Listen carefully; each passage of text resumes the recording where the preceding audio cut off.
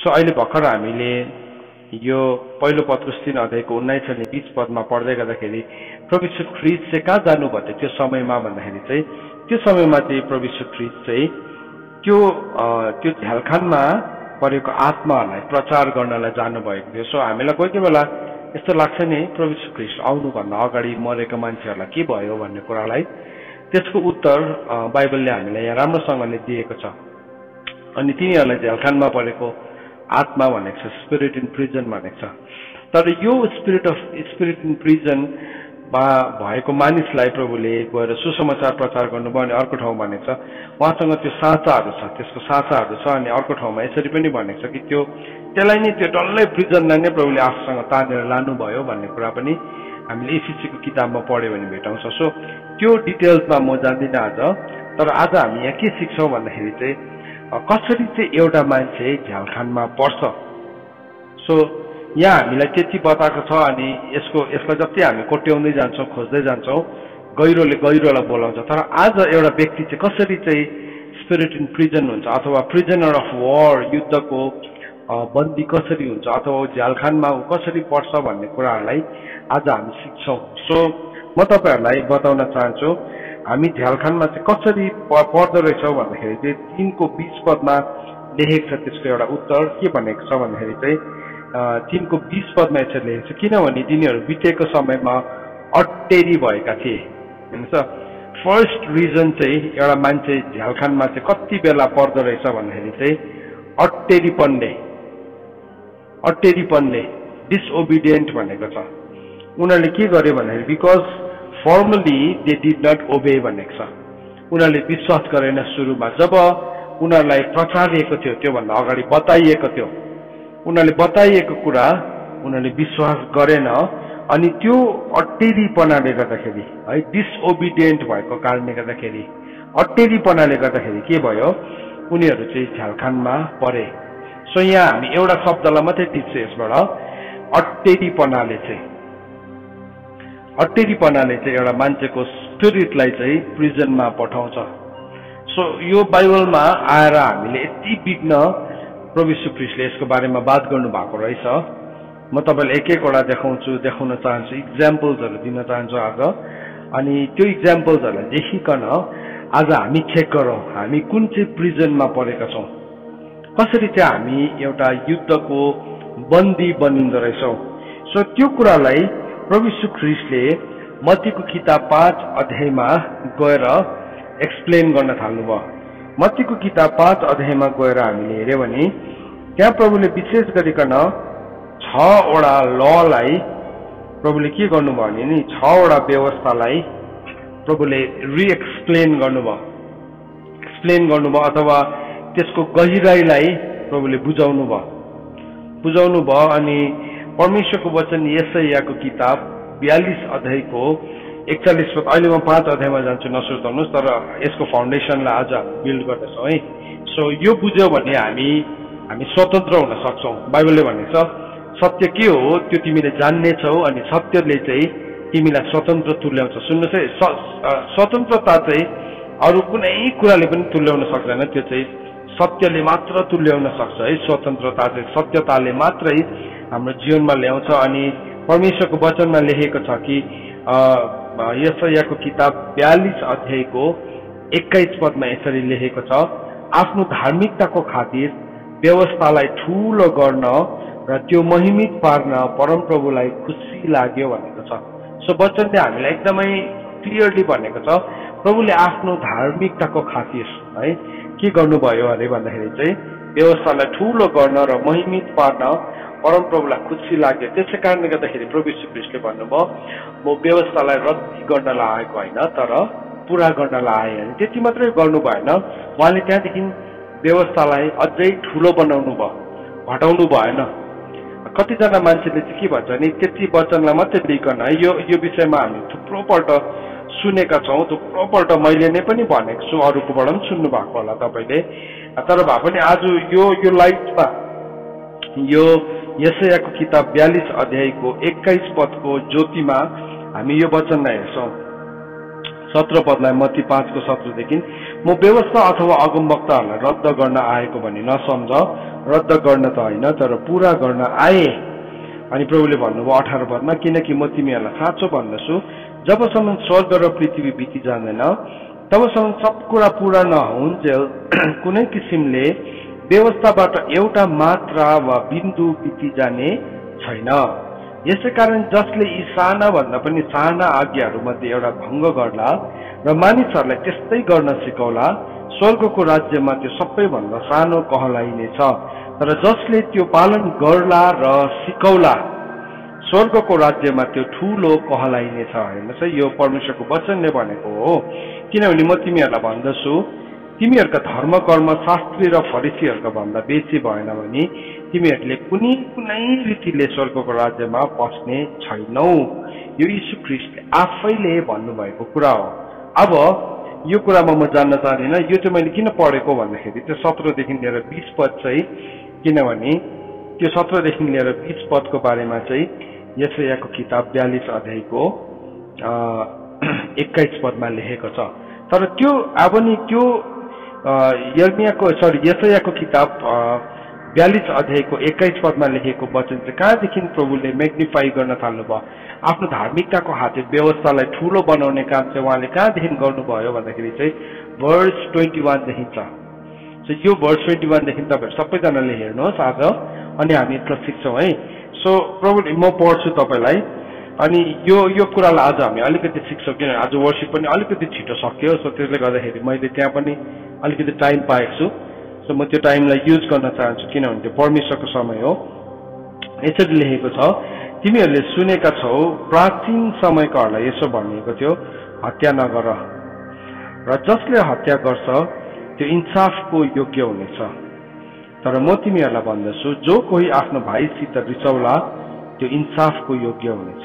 So अब first पहिलोपल्ट जब ल दियो त्यति बेला चाहिँ यति मात्रै भनेको, you shall not murder, do not murder है, हत्या नगर है, त्यति मात्रै भनेको थियो। तर प्रभुले भन्नुहुँदैछ अब चाहिँ त्यो होइन, इट इज नो मोर। अब परमेश्वरले अघि यशाया 42 को 21 पदमा के लेखेको छ, आफ्नो महिमाको खातिर परमेश्वरले व्यवस्थालाई ठूलो बनाउने है, व्यवस्थालाई ठूलो बनाउने परमेश्वरले के गर्नुभयो, योजना बनाउनु आफ्नो धार्मिकताको खातिर रहेछ, महिमाको होइन रहेछ, धार्मिकताको खातिर व्यवस्थालाई ठूलो गर्न र त्यो महिमित पार्न परमेश्वरलाई खुसी लाग्यो। सो प्रभु यीशु ख्रीष्टले भन्नुभयो, अघि त तिमीले सुनेको थियो डु नट मर्डर, हत्या नगर, तर अब म तिमीलाई के भन्दैछु, तिमीलाई म अब त्यो भन्दा बियोन्ड भन्दैछु। सुन्नुहोस् है, यो किन बुझ्न हामीलाई जरुरी छ नि, किनभने यो बुझेनौँ भने हामी प्रिजनमा पसेको हुन्छौँ। त्यो एउटा ठाउँको हामी एउटा यस्तो झ्यालखानमा पसेका हुन्छौँ जुन ठाउँबाट निस्किन हामीलाई निकै चुनौती हुन्छ, जुन ठाउँबाट हामीलाई निस्किन निकै गाह्रो हुन्छ। सो प्रभुले भन्नुभयो, यहाँ भन्नुहुँदैछ, हेर्नुहोस् है, तर म तिमीहरूलाई भन्दछु, जो आफ्नो भाइसित रिसाउला त्यो चाहिँ इन्साफको योग्य हुन्छ। सो रिसाउँदा मात्रै पनि इन्साफको योग्य हुन्छ अरे। र जसले आफ्नो भाइलाई बेवकुफ भन्ला त्यो महासभाको योग्य हुन्छ, र जसले त्यो मूर्ख भन्ला त्यो नरकको आगोको योग्य हुन्छ। हेर्नुहोस् ल, अब 3वटा स्टेप छ, 3वटा कुरा भन्ने, एउटा चाहिँ एउटा इन्साफको, एउटा महासभाको, र थर्ड चाहिँ के भन्यो, नरकको आगोको योग्य हुन्छ। अनि प्रभुले त्यसको बादमा भन्नुहुनेछ, यसकारण तिमीले वेदीमा आफ्नो भेटी चढाउँदा तिम्रो विरुद्धमा तिम्रो भाइको हृदयमा केही छ भने तिमीलाई याद भयो भने त्यही वेदीको सामु तिम्रो भेटी छोड र बाटो लाग र पहिले आफ्नो भाइसित मिलाप गर, त्यसपछि आएर आफ्नो भेटी चढाऊ। तिम्रो विरोधीसित बाटोमा छन्दै मिलाप गरिहाल, नत्र त विरोधीले तिमीलाई न्यायाधीशको हातमा सुम्पिदेला र न्यायाधीशले अफिसरको हातमा सुम्पिदेलान् र तिमी केमा पर्नेछौ, झ्यालखानमा पर्नेछौ। हेर्नुहोस् त कहाँ पर्दो रहेछ, झ्यालखानमा। मान्छेलाई नि रिसको पापले त्यो मान्छे स्पिरिचुअल प्रिजनभित्र पस्छ। हेर्नुहोस् है, कतिजना मान्छे नि रिसलाई पटक्कै छोड्नु मान्दैन। यो त मैले मेरो जातले पाएको हो, यो त मेरो जन्मसिद्ध अधिकार हो भनिकन कतिजना मान्छेले सोच्ने गर्छ। होइन, त्यो हाम्रो शत्रु हो। किनभने रिसले हामीलाई 3वटा कुरा गर्छ हाम्रो जीवनमा। एउटा हामीलाई इन्साफको योग्य बनाउँछ, अर्को हामीलाई महासभाको योग्य बनाउँछ, अर्को हामीलाई नरकको आगोको योग्य बनाउँछ। सो शैतानले पनि नि एउटा मान्छेलाई स्केल गर्नु थाल्छ। अब हरेकलाई स्केल गर्न थाल्छ। यसको रिसको क्षमता कति छ, यो कतिको रिसाउँदैछ, त्यसले स्केल गरिरहेको छ, तौलिरहेको छ हरेक मान्छेलाई। अनि यसको रिस चाहिँ यतिको हो है। कतिजना मान्छेले भन्छ म त अब कतिजनाको रिस ठुलो खालके हुँदैन, सानो खालको रिस हुन्छ, कम्ती रिस हुन्छ। तर बाइबलले भन्दैछ सानो रिस होस् कि ठुलो रिस होस्, त्यो रिसको जुनै पनि मात्रालाई यदि हामीले राख्छौँ भने चाहिँ तीनवटा घटना हाम्रो जीवनमा घट्न सक्छ। एउटा चाहिँ इन्साफ हो, एउटा चाहिँ महासभा हो, अनि अर्को चाहिँ नरकुण्डको आगो हो।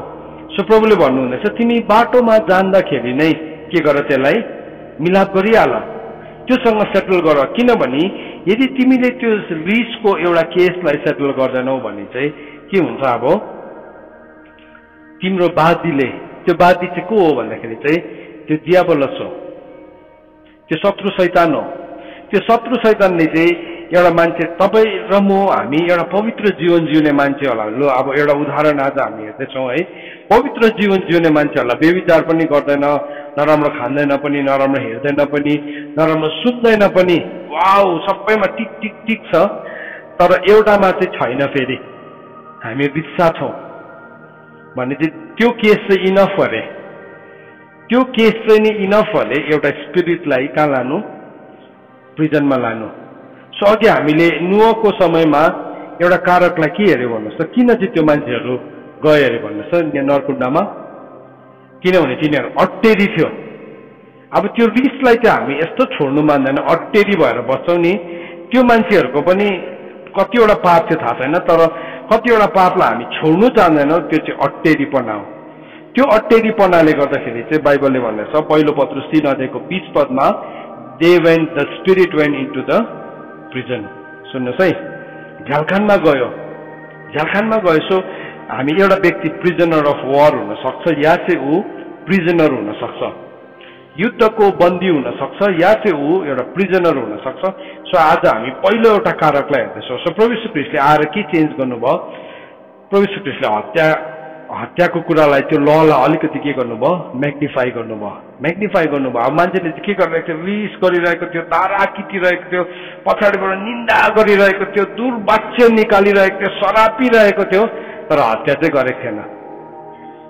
हात चाहिँ यसरी पछाडि बाँधेर राखिरहेको थियो, तर मुख चाहिँ चलाउनु, मुखबाट चाहिँ के गर्न सक्छ सबै गरिरहेको थियो।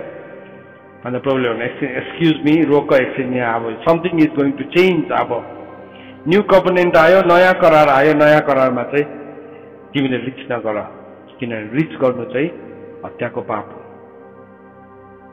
सो रिच पनि तीनवटा लेभलको रहेछ। एउटा है, एउटा रिचले हामीलाई इन्साफको योग्य बनाइहाल्छ, अर्को रिसले त झन् महासभामा उठाउँछ, अनि अर्को रिसले त नर्कको आगो ग्यारेन्टी हो। सो हामी यो भनेर नबसौँ है, आज म व्यभिचार पनि गर्दिनँ, म नराम्रो खाँदिनँ पनि, नराम्रो हेर्दिनँ, प्रार्थनामै जीवन बिताउँछु, म प्रभुसँगै टाँसेर बसिरहन्छु। तर रिस त मेरो जातले पाएको हो नि, अट्टेरी हो। त्यो चाहिँ म अट्टेरी भएको, म अट्टेरी हुँदैछु त्यसमा। अब आज हामी यो कुरालाई सिक्दैछौँ। हेर्नुहोस् त कसरी एउटा मान्छे प्रिजनमा जान्छ। सो जब पनि एउटा मान्छे झ्यालखानमा जान्छ नि, झ्यालखानमा जाने बित्तिकै के हुन्छ त, एउटा मान्छे प्रिजनमा जाने बित्तिकै के हुन्छ, तपाईँहरूलाई सोध्नु पर्यो के हुन्छ। प्रिजनमा जाने बित्तिकै फर्स्टमा त उसलाई टर्चर हुन्छ होइन, एउटा कुरा टर्चर भयो, त्यहाँदेखि के भयो, त्यहाँदेखि उसको सम्बन्धहरू के हुन्छ, तोडिन्छ। केले गर्दाखेरि, झ्यालखानले गर्दाखेरि। किनभने आफ्नो मान्छेले पनि भेट्नु पाउँदैन नि त, उसलाई सम्बन्ध तोडिन थालिहाल्यो। त्यहाँदेखि के हुन्छ, ऊ एक्लो हुन्छ। त्यहाँदेखि के हुन्छ, त्यहाँदेखि त अब त्यो भएपछि के भयो, उसको लाइफमा अरू कुराहरू आउन थालिहाल्छ। बिस्तारै बिस्तारै उसलाई लाज आउँछ, घृणा आउँछ, एक्लोपन आउँछ, सम्बन्ध तोडिन्छ। त्यहाँदेखि ऊ निस्केने भने पनि उसलाई के गर्छ, मान्छेले नराम्रो दृष्टिकोणले हेर्न सक्छ।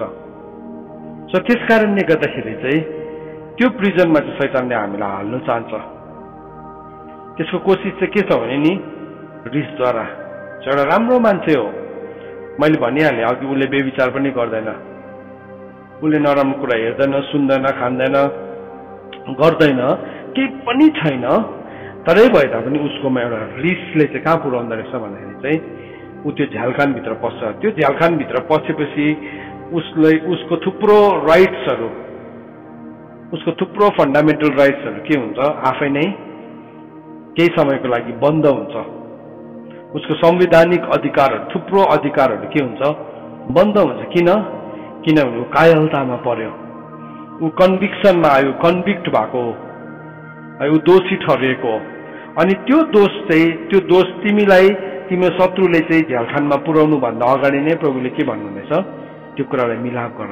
सो जब पनि एउटा मान्छे एकदमै एक्सेसिभ एङ्गर या जुनै पनि लेभलको एङ्गर छ, कतिजनाले रिस देखाउँदैन, तर रिस चाहिँ के हुन्छ, उसले मनभित्र राख्छ। बाइबलले अन्तत भनेको छ रिस चाहिँ मूर्खको मनभित्र हुन्छ, रिस चाहिँ मूर्खको मनभित्र हुन्छ। बाइबलले भनेको छ रिसाउन छोड, यसले व्याकुलतातर्फ ढल्काउँछ।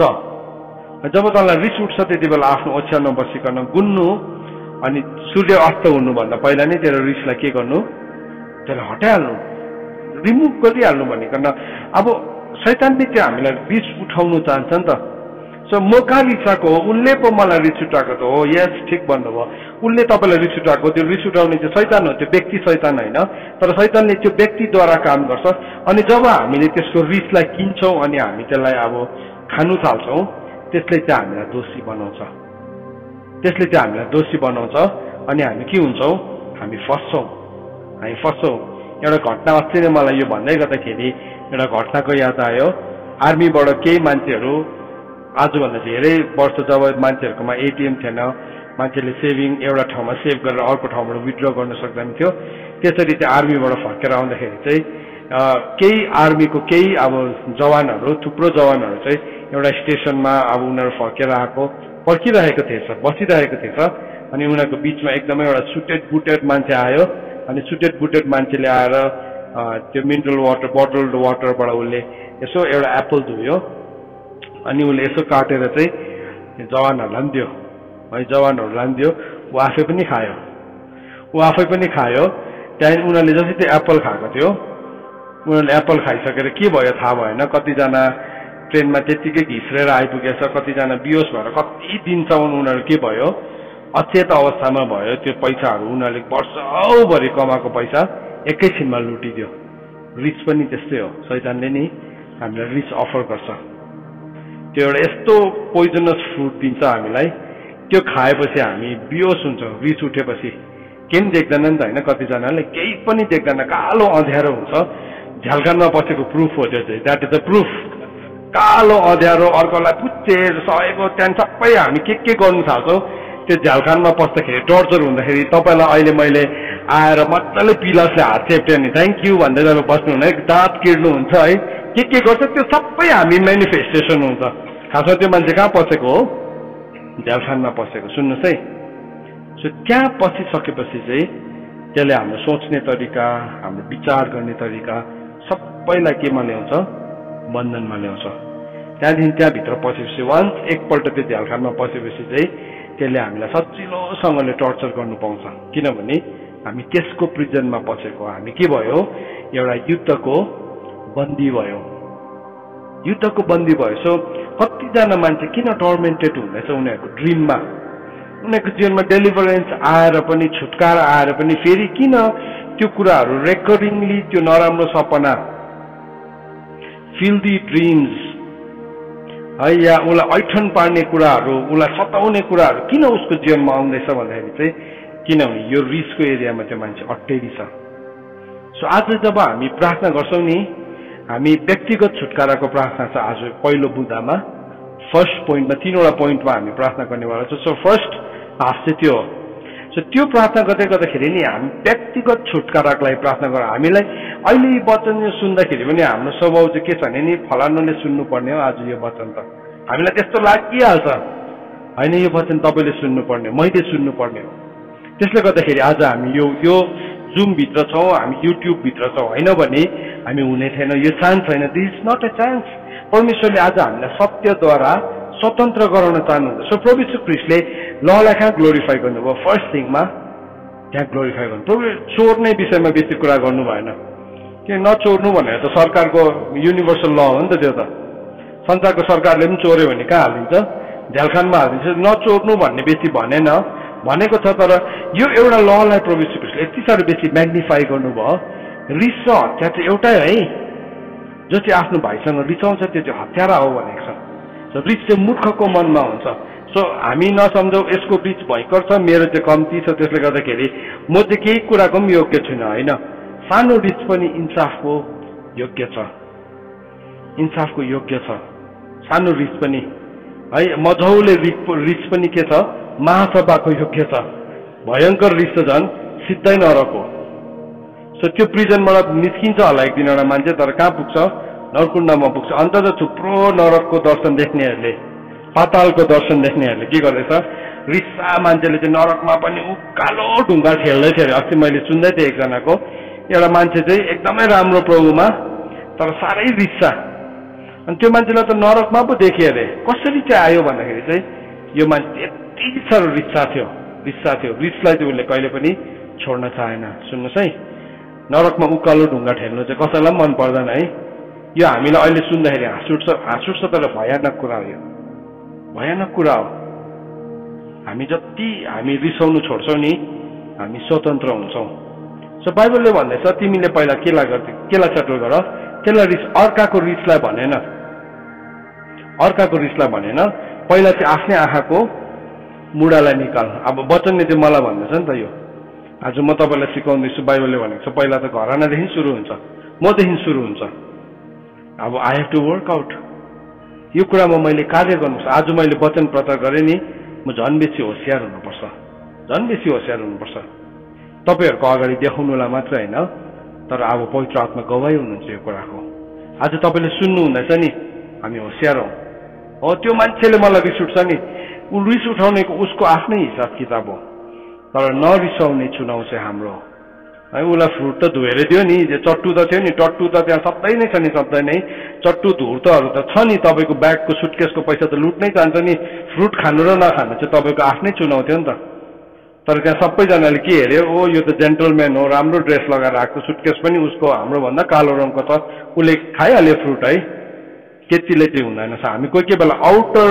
एपियरेन्सेसहरूबाट हामी मिसजज गरी पठाउँछ है सो नरिसाउने चुनाव गरौँ आजदेखि सो आज जस्तै हामी डेलिभरेन्सको प्रार्थना गर्छौँ नि कुन चाहिँ कतिको लेभलको रिसाउँछौँ हामी 30% मात्रै उठाउँछ होला रिस उठिरहेको होला हामी त्यसलाई के गरौँ हटाउँ हामी रिस उठाउने कारण पनि नबनाउँ बाइबलमा भनेको छ पृथ्वीमा बाधा पार्ने कारणहरू त आउँछ तर धिक्कार त्यो मानिसलाई जसबाट त्यो आउँछ भनेको छ सो एउटा कुरा हामीले जान्नुपर्छ म रिस उठाउने व्यक्ति पनि बनिनु हुँदैन म रिस खाने व्यक्ति पनि बनिनु हुँदैन सो फर्स्ट थिङ हामीले प्रभु यीशु ख्रीष्टले म्याग्निफाई गर्नुभएको कुरा चाहिँ यो भेटायौँ है अब सेकेन्ड पोइन्टलाई हेर्छौँ प्रभु यीशु ख्रीष्टले के कुरालाई म्याग्निफाई गर्नुभएको छ के कुराले एउटा मान्छेलाई झ्यालखानमा पुर्याउँदो रहेछ पहिलो रिस थियो भने दोस्रो चाहिँ अभिलाषाको विषयमा कुरा गरेको छ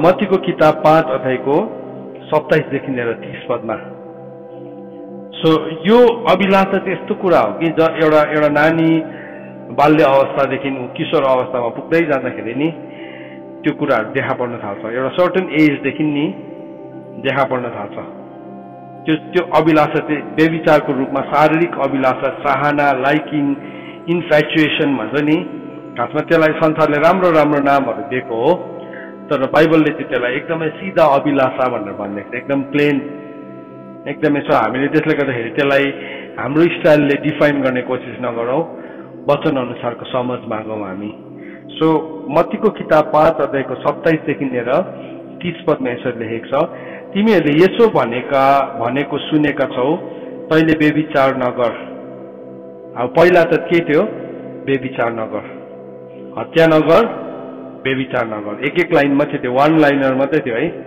तर अब प्रभुले त्यसलाई एक्सप्लेन गर्न थाल्नुभयो तर म तिमीलाई भन्दछु जसले कोही स्त्रीलाई खराब इच्छाले हेर्दछ त्यसले अघिबाटै त्यसको हृदयमा व्यभिचार गरिसकेको हुन्छ यदि तिम्रो दाहिने आँखाले तिमीलाई बाधा पार्ने तुल्याउँछ भने त्यसलाई निकालेर फालिदेऊ किनभने तिम्रो सम्पूर्ण शरीर नरकमा फालिनु भन्दा बरु अङ्गहरूमध्ये एउटा नष्ट हुनु तिम्रो निम्ति हितकारी हुन्छ। तिम्रो दाहिने हातले तिमीलाई बाधा पार्ने तुल्याउँछ भने त्यसलाई काटेर फालिदेऊ, किनकि तिम्रो सम्पूर्ण शरीर नरकमा जानुभन्दा बरु तिम्रो अङ्गहरूमध्ये एउटा नष्ट हुनु तिम्रो निम्ति हितकारी हुन्छ। सो 30 पदसम्म प्रभु यीशु ख्रीष्टले बताउनु भयो, अभिलाषाको कुरा गर्नुभयो। सो सेकेन्ड थिङ जसले चाहिँ एउटा मान्छेलाई प्रिजनमा पुर्याउँछ, झ्यालखानमा पुर्याउँछ, त्यो चाहिँ के हो? अभिलाषा हो। अब त्यो अभिलाषा चाहिँ देख्दैन, फेरि देख्छ, कतिजनाको देखिने हुन्छ, कतिजनाको एकदमै देखिने विविध हुन्छ, देखिहाल्छ। अब एउटा आमा बाउ हो, तपाईँ आमा बाउ, तपाईँको छोराछोरी छ भने तपाईँको छोराछोरीको बडी ल्याङ्ग्वेज बुझिहाल्नुहुन्छ नि, बुझिहाल्नुहुन्छ, कतिको इत्रिँदैछ, कतिको उसले उयो गर्दैछ, व्यवहार देखाउँछ, बुझिहाल्छ। तर उसलाई थाहा हुँदैन, तर त्यो चाहिँ आँखाले गरिने पाप हो। अभिलाषा चाहिँ जहिले पनि आँखादेखि सुरु हुन्छ। सो के भयो, अघि त सुनेको थियौ बेविचार नगर। सो कतिजना मान्छेको कस्तो आदत हुन्छ भने उसले पोर्नोग्राफी हेर्छ है, रङ म्युजिक सुन्छ, रङ भिडियोजहरू हेर्छ, अनि उसले के भन्छ, मैले कहाँ बेविचार गरेँ, हेर्नु त पाएँ नि, हेर्दैमा त के हुन्छ र, हेर्दैमा त केही पनि हुँदैन। तर होइन, प्रभुले के गर्नुभयो, यशायाको किताब 42 अध्यायको 21 पद अनुसार आफ्नो धार्मिकताको खातिर व्यवस्थालाई ठूलो पार्न र महिमित पार्न परमेश्वरलाई इच्छा लागेको छ। हेर्नुहोस् है, सो परमेश्वरले आफ्नो धार्मिकताको खातिर चाहिँ के गर्नुभएको छ, व्यवस्थालाई ठूलो बनाउनु भयो। अघि त के भनेर सुनिरहेको थियो मान्छेहरूले, बेविचार त गरेको थिएन तर हेरिरहेको थियो, अरूहरूलाई काम वासनाको नजरले हेरिरहेको थियो, अभिलाषाको नजरले हेरिरहेको थियो। अनि त्यो हेराइले चाहिँ के भयो त भन्दाखेरि चाहिँ त्यो हेराइले चाहिँ तिमीलाई सताउँदैछ भने तिम्रो आँखा नै उखालिदेऊ, आँखा नै उखालिदेऊ। दुईटै आँखा लिएर नरकुण्डमा जानुभन्दा चाहिँ बरुभन्दा तिम्रो आँखा उखालेर तिमी परमेश्वरको राज्यमा प्रवेश गर्नु असल हो। अनि यो खण्डलाई पढ्दै गर्दाखेरि नि मैले सम्झिँदै थिएँ, बाइबलमा त्यस्तो केही उदाहरणहरू छ भनेर मैले जस्ट स्टडी मात्रै गर्दै थिएँ। बाइबलमा यति साह्रो बेसी उदाहरणहरू छ, उदाहरण छ बाइबलमा। अनि त्यहाँ चाहिँ मैले एउटा उदाहरण भेटाएँ। त्यो चाहिँ कहाँ भेटाएँ भन्दाखेरि नि न्यायकर्ताको किताब 16 अध्यायको 21 पद। तपाईँ सबैले खोल्नुहोस् त, न्यायकर्ताको किताब 16 अध्यायको 21 पद। अघि भन्ने नि तिम्रो आँखाले चाहिँ तिमीलाई बाधा दिन्छ भने बरु आँखै उखालेर फ्याँक्दियो भनेको है। अनि यहाँ चाहिँ साँच्चै नै आँखै उखालेर फ्याँक्दिएको रहेछ। सो यो कसको चाहिँ आँखा उखालेर फ्याँकेको रहेछ, अब तपाईँले गेस गरिसक्नु भयो होला है। एनिवेज हामी हेर्छौँ, पढौँ है, यहाँ चाहिँ आँखै उखालेर फालिदिएको छ साँच्चै नै। अब यो चाहिँ मैले कसको बारेमा भनेको भन्दाखेरि चाहिँ स्यामसनको बारेमा भनेको है। अब स्यामसन त एउटा नाजरी थियो, नाजराइट थियो। परमेश्वरले स्यामसनलाई बचाउनै चाहनुहुन्थ्यो, तर स्यामसनको आँखामा चाहिँ साह्रै प्रब्लम थियो। उसले के गरेको थियो, एभ्री टाइम एउटा स्त्रीलाई देख्ने बित्तिकै, एउटा केटीलाई देख्ने बित्तिकै भित्र एउटा काम बाँच्न सुरु भइरहेको थियो। एउटा माइटी प्रभुले छान्नु भएको नाजराइट थियो, तर उसको प्रब्लम उसको आँखासँग थियो। सो उसले के गर्यो, जे देखे त्यही चाहियो उसलाई है, त्यही देखेको। सो आँखाको अभिलाषाले साह्रै सताइरहेको थियो, उसलाई त्यही नै चाहिरहन्थ्यो। तर एक दिन उसको समयमा के आयो भने उसको जीवनमा थुप्रो केटीहरू आएको छ। मतलब अब यो स्यामसनको मात्रै भनेको होइन, अब अरू यो त 22 वर्ष हो नि त, यो यता मतलब दुईजनाको लागि नै दिएको उदाहरण है। तर स्यामसनको हामी एउटा नाजरिककोलाई देख्छौँ, कसरी परमेश्वरले एउटा नाजरीलाई बचाउन चाहनुभयो, कसरी परमेश्वरले उसलाई बचाउनु पनि भयो। तर त्यो मान्छे कस्तो भयो भन्दाखेरि चाहिँ आँखा उखालेर बचाइयो। सो जुन चाहिँ कुराले नि मान्छेलाई नि पाप गर्नु लगाइरहेको छ नि, त्यसलाई यदि हामीले कन्ट्रोल गरेनौँ भने चाहिँ के हुन्छ, कसैले त्यसलाई भचाइदिन्छ या कसैले त्यसलाई उखालिदिन्छ। सुन्नुहोस् है, जवान छोराहरू छोरीहरू सुन्नुहोस्, आज यहाँ बसिराख्नु भएको छ, तिमीलाई शिक्षा दिएको, तिमीलाई बताएको कुरा तिमीले सुन्नु मान्दैनौ, तिमीले सिक्नु मान्दैनौ, तर अभिलाषालाई नै तिमीले ठुलो बनाउन चाहन्छ भने चाहिँ एक समय आउँछ परमेश्वरको वचन लिटरली पुरा हुन्छ। लिटरली तपाईँले कल्पना गर्न सक्नुहुन्छ तपाईँको आँखा उखालिदिँदाखेरि कस्तो हुन्छ। कुन चाहिँ सही हो, इन्टरनेट सटडाउन गर्न सजिलो हो कि आँखा उखाल्नु? हजुर, इन्टरनेट सटडाउन गर्न सजिलो हो नि त है, इन्टरनेट नचलाउन सजिलो हो नि त। आँखा उखाल्नु भन्दा त। तर के हुन्छ त्यसको सिमाना बढ्दै जान्छ। एकपल्ट गर्दाखेरि मान्छेले दण्ड नपाउँदाखेरि त्यसको पापको एपिटाइट टु सिन पनि बढ्दै जाने हो। सो यहाँ 16:21 पदमा पढ्नुहोस् त। अब स्यामसनको डल्लै कथा भनिरहने मसँग फुर्सद छैन, आज हामी त्यो डल्लै पढ्दैनौँ। तर यसो भनेर लेखेको छ, पलिस्तीहरूले तिनलाई पक्रे र तिनको आँखा निकालिदिए। अघि प्रभुले के भन्नुभएको थियो? मत्तीको किताब 5 अध्यायको 29 पदमा यसरी भन्नुभएको थियो, If your right eye causes you to sin, tear it out and throw it away. For it is better that you lose one of your members than your whole body be thrown into hell भनेको छ। भनेपछि मत्ती 5:29 भन्दा चाहिँ यदि तिम्रो दाहिने आँखाले तिमीलाई बाधा पुर्याउँछ भने त्यसलाई निकालेर फालिदेऊ, किनकि तिम्रो सम्पूर्ण शरीर नरकमा पर्नु भन्दा बरु तिम्रो अङ्गहरूमध्ये एउटा नष्ट हुनु तिम्रो निम्ति हितकारी हुन्छ। परमेश्वरको वचनमा लेखेको छ यो। This is the word of God. हामीले परमेश्वरको वचनलाई अनर गर्नुपर्छ, किनभने यो वचनलाई अनर गरेनौँ भने चाहिँ स्यामसनको जीवनमा त्यो वचन चाहिँ के भयो? लिटरली पुरा भयो। हेर्नुहोस् है, साँच्चीकै आँखा पनि उखेलिँदो रहेछ। यो चाहिँ खेलाइची होइन। तर के हुँदैछ भने नि, एउटा मान्छेले जब आँखाबाट अभिलाषा गर्न थाल्छ त्यो मान्छे केमा पस्छ? प्रिजनमा पस्छ, झ्यालखानमा पस्छ। सो त्यो आँखा आफ्नो नजरलाई ठिकसँगले नराख्दाखेरि चाहिँ त्यो मान्छे झ्यालखानमा पस्छ। दाउदले भनेको छ नि, तपाईँको विरुद्धमा पाप नगरौँ भनेर मैले तपाईँको वचनलाई सधैँ नै मैले मेरो आँखाको अगाडि राखेको छु। हटाए नि उसले उसको जीवनबाट एक दिन। के भयो? ही वेन्ट इन्टु एक्जाइल। ऊ झ्यालखानमा पर्यो आफ्नै छोराले। उसलाई एक्जाइल गरेको छ, ऊ वनवास भएको छ। सुन्नुहोस् है, किन भन्दाखेरि नि, किनभने परमेश्वरको वचनसँग नि दाउदले खेलाइची गरोस् कि स्यामसनले खेलाइची गरोस् कि सोलोमनले खेलाइची गरोस् कि हुएभर, परमेश्वरको वचन चाहिँ अलिकति पनि घट्दैन। द्याट इज अ ल। त्यो चाहिँ परमेश्वरको धार्मिक व्यवस्था हो। सो प्रभुले भन्नुभयो, अघिसम्म त तिमीले सुनिरहेको थियौ, हेर है, तिमीले व्यभिचार नगर, तर म तिमीहरूलाई भन्दैछु, कसैले एउटा स्त्रीलाई काम बाँच्नको नजरले हेर्न थाल्छ। अब तपाईँ एउटा किशोर अवस्थामा पुगेको हो भने नि, एउटा एजदेखि चाहिँ के हुन्छ, उसलाई अघिको खेलाउने त्यो टोइजहरू मन पर्दैन, अहिलेको त्यो पिस्तोलहरू मन पर्दैन। उसलाई अर्कै उसको आँखाले मन पराउने चिजहरू देख्न थाल्छ। अनि त्यसलाई उसले के भन्छ? इन्फ्याचुएसन भन्छ, त्यसलाई उसले लाइकिङ भन्छ। त्यति मात्रै भन्दैन, त्यहाँदेखि अब त्यो हेर्ने तरिका, भन्ने तरिका अर्कै हुन्छ। त्यसले चाहिँ के हुन्छ? अब त्यसले चाहिँ ऊ भित्र एउटा प्रिजनलाई सुरु गर्छ। अनि त्यो मान्छे यस्तो प्रिजनभित्र पस्छ, त्यसले गर्दाखेरि चाहिँ हत्या, मृत्यु के आउँछ। हामीले बाइबलमा हेऱ्यो भने अब्सालोमको घटना हामी देख्छौँ। दाउदको छोरा अब्सालोम, जसले चाहिँ आफ्नै बहिनी तामारलाई देखिकन उसकोमा अभिलाषा आयो। अनि त्यो अभिलाषाले के भयो? उसलाई यस्तो ठाउँमा पुर्यायो, ऊ एउटा झ्यालखानमा पर्यो, ऊ एउटा यस्तो प्रिजनमा पर्यो। त्यो प्रिजनमा उसले के गर्यो? त्यो उसको बहिनीलाई पनि उसले रेप गर्यो। अनि सेकेन्ड कुरा चाहिँ के भने अल्टिमेटली त्यसको दाम चाहिँ उसले केमा तिर्यो? मर्डरमा तिर्यो, हत्यामा तिर्यो। अनि त्यो चाहिँ के भयो? त्यो साइकल चाहिँ बढ्दै it was a chain of reactions. So सुन्नुहोस् है, एउटा साङ्ला मात्रै थिएन, त्यो साङ्ला चाहिँ के भयो? त्यो साङ्लाको कडीहरू जोडिँदै गयो। के भयो?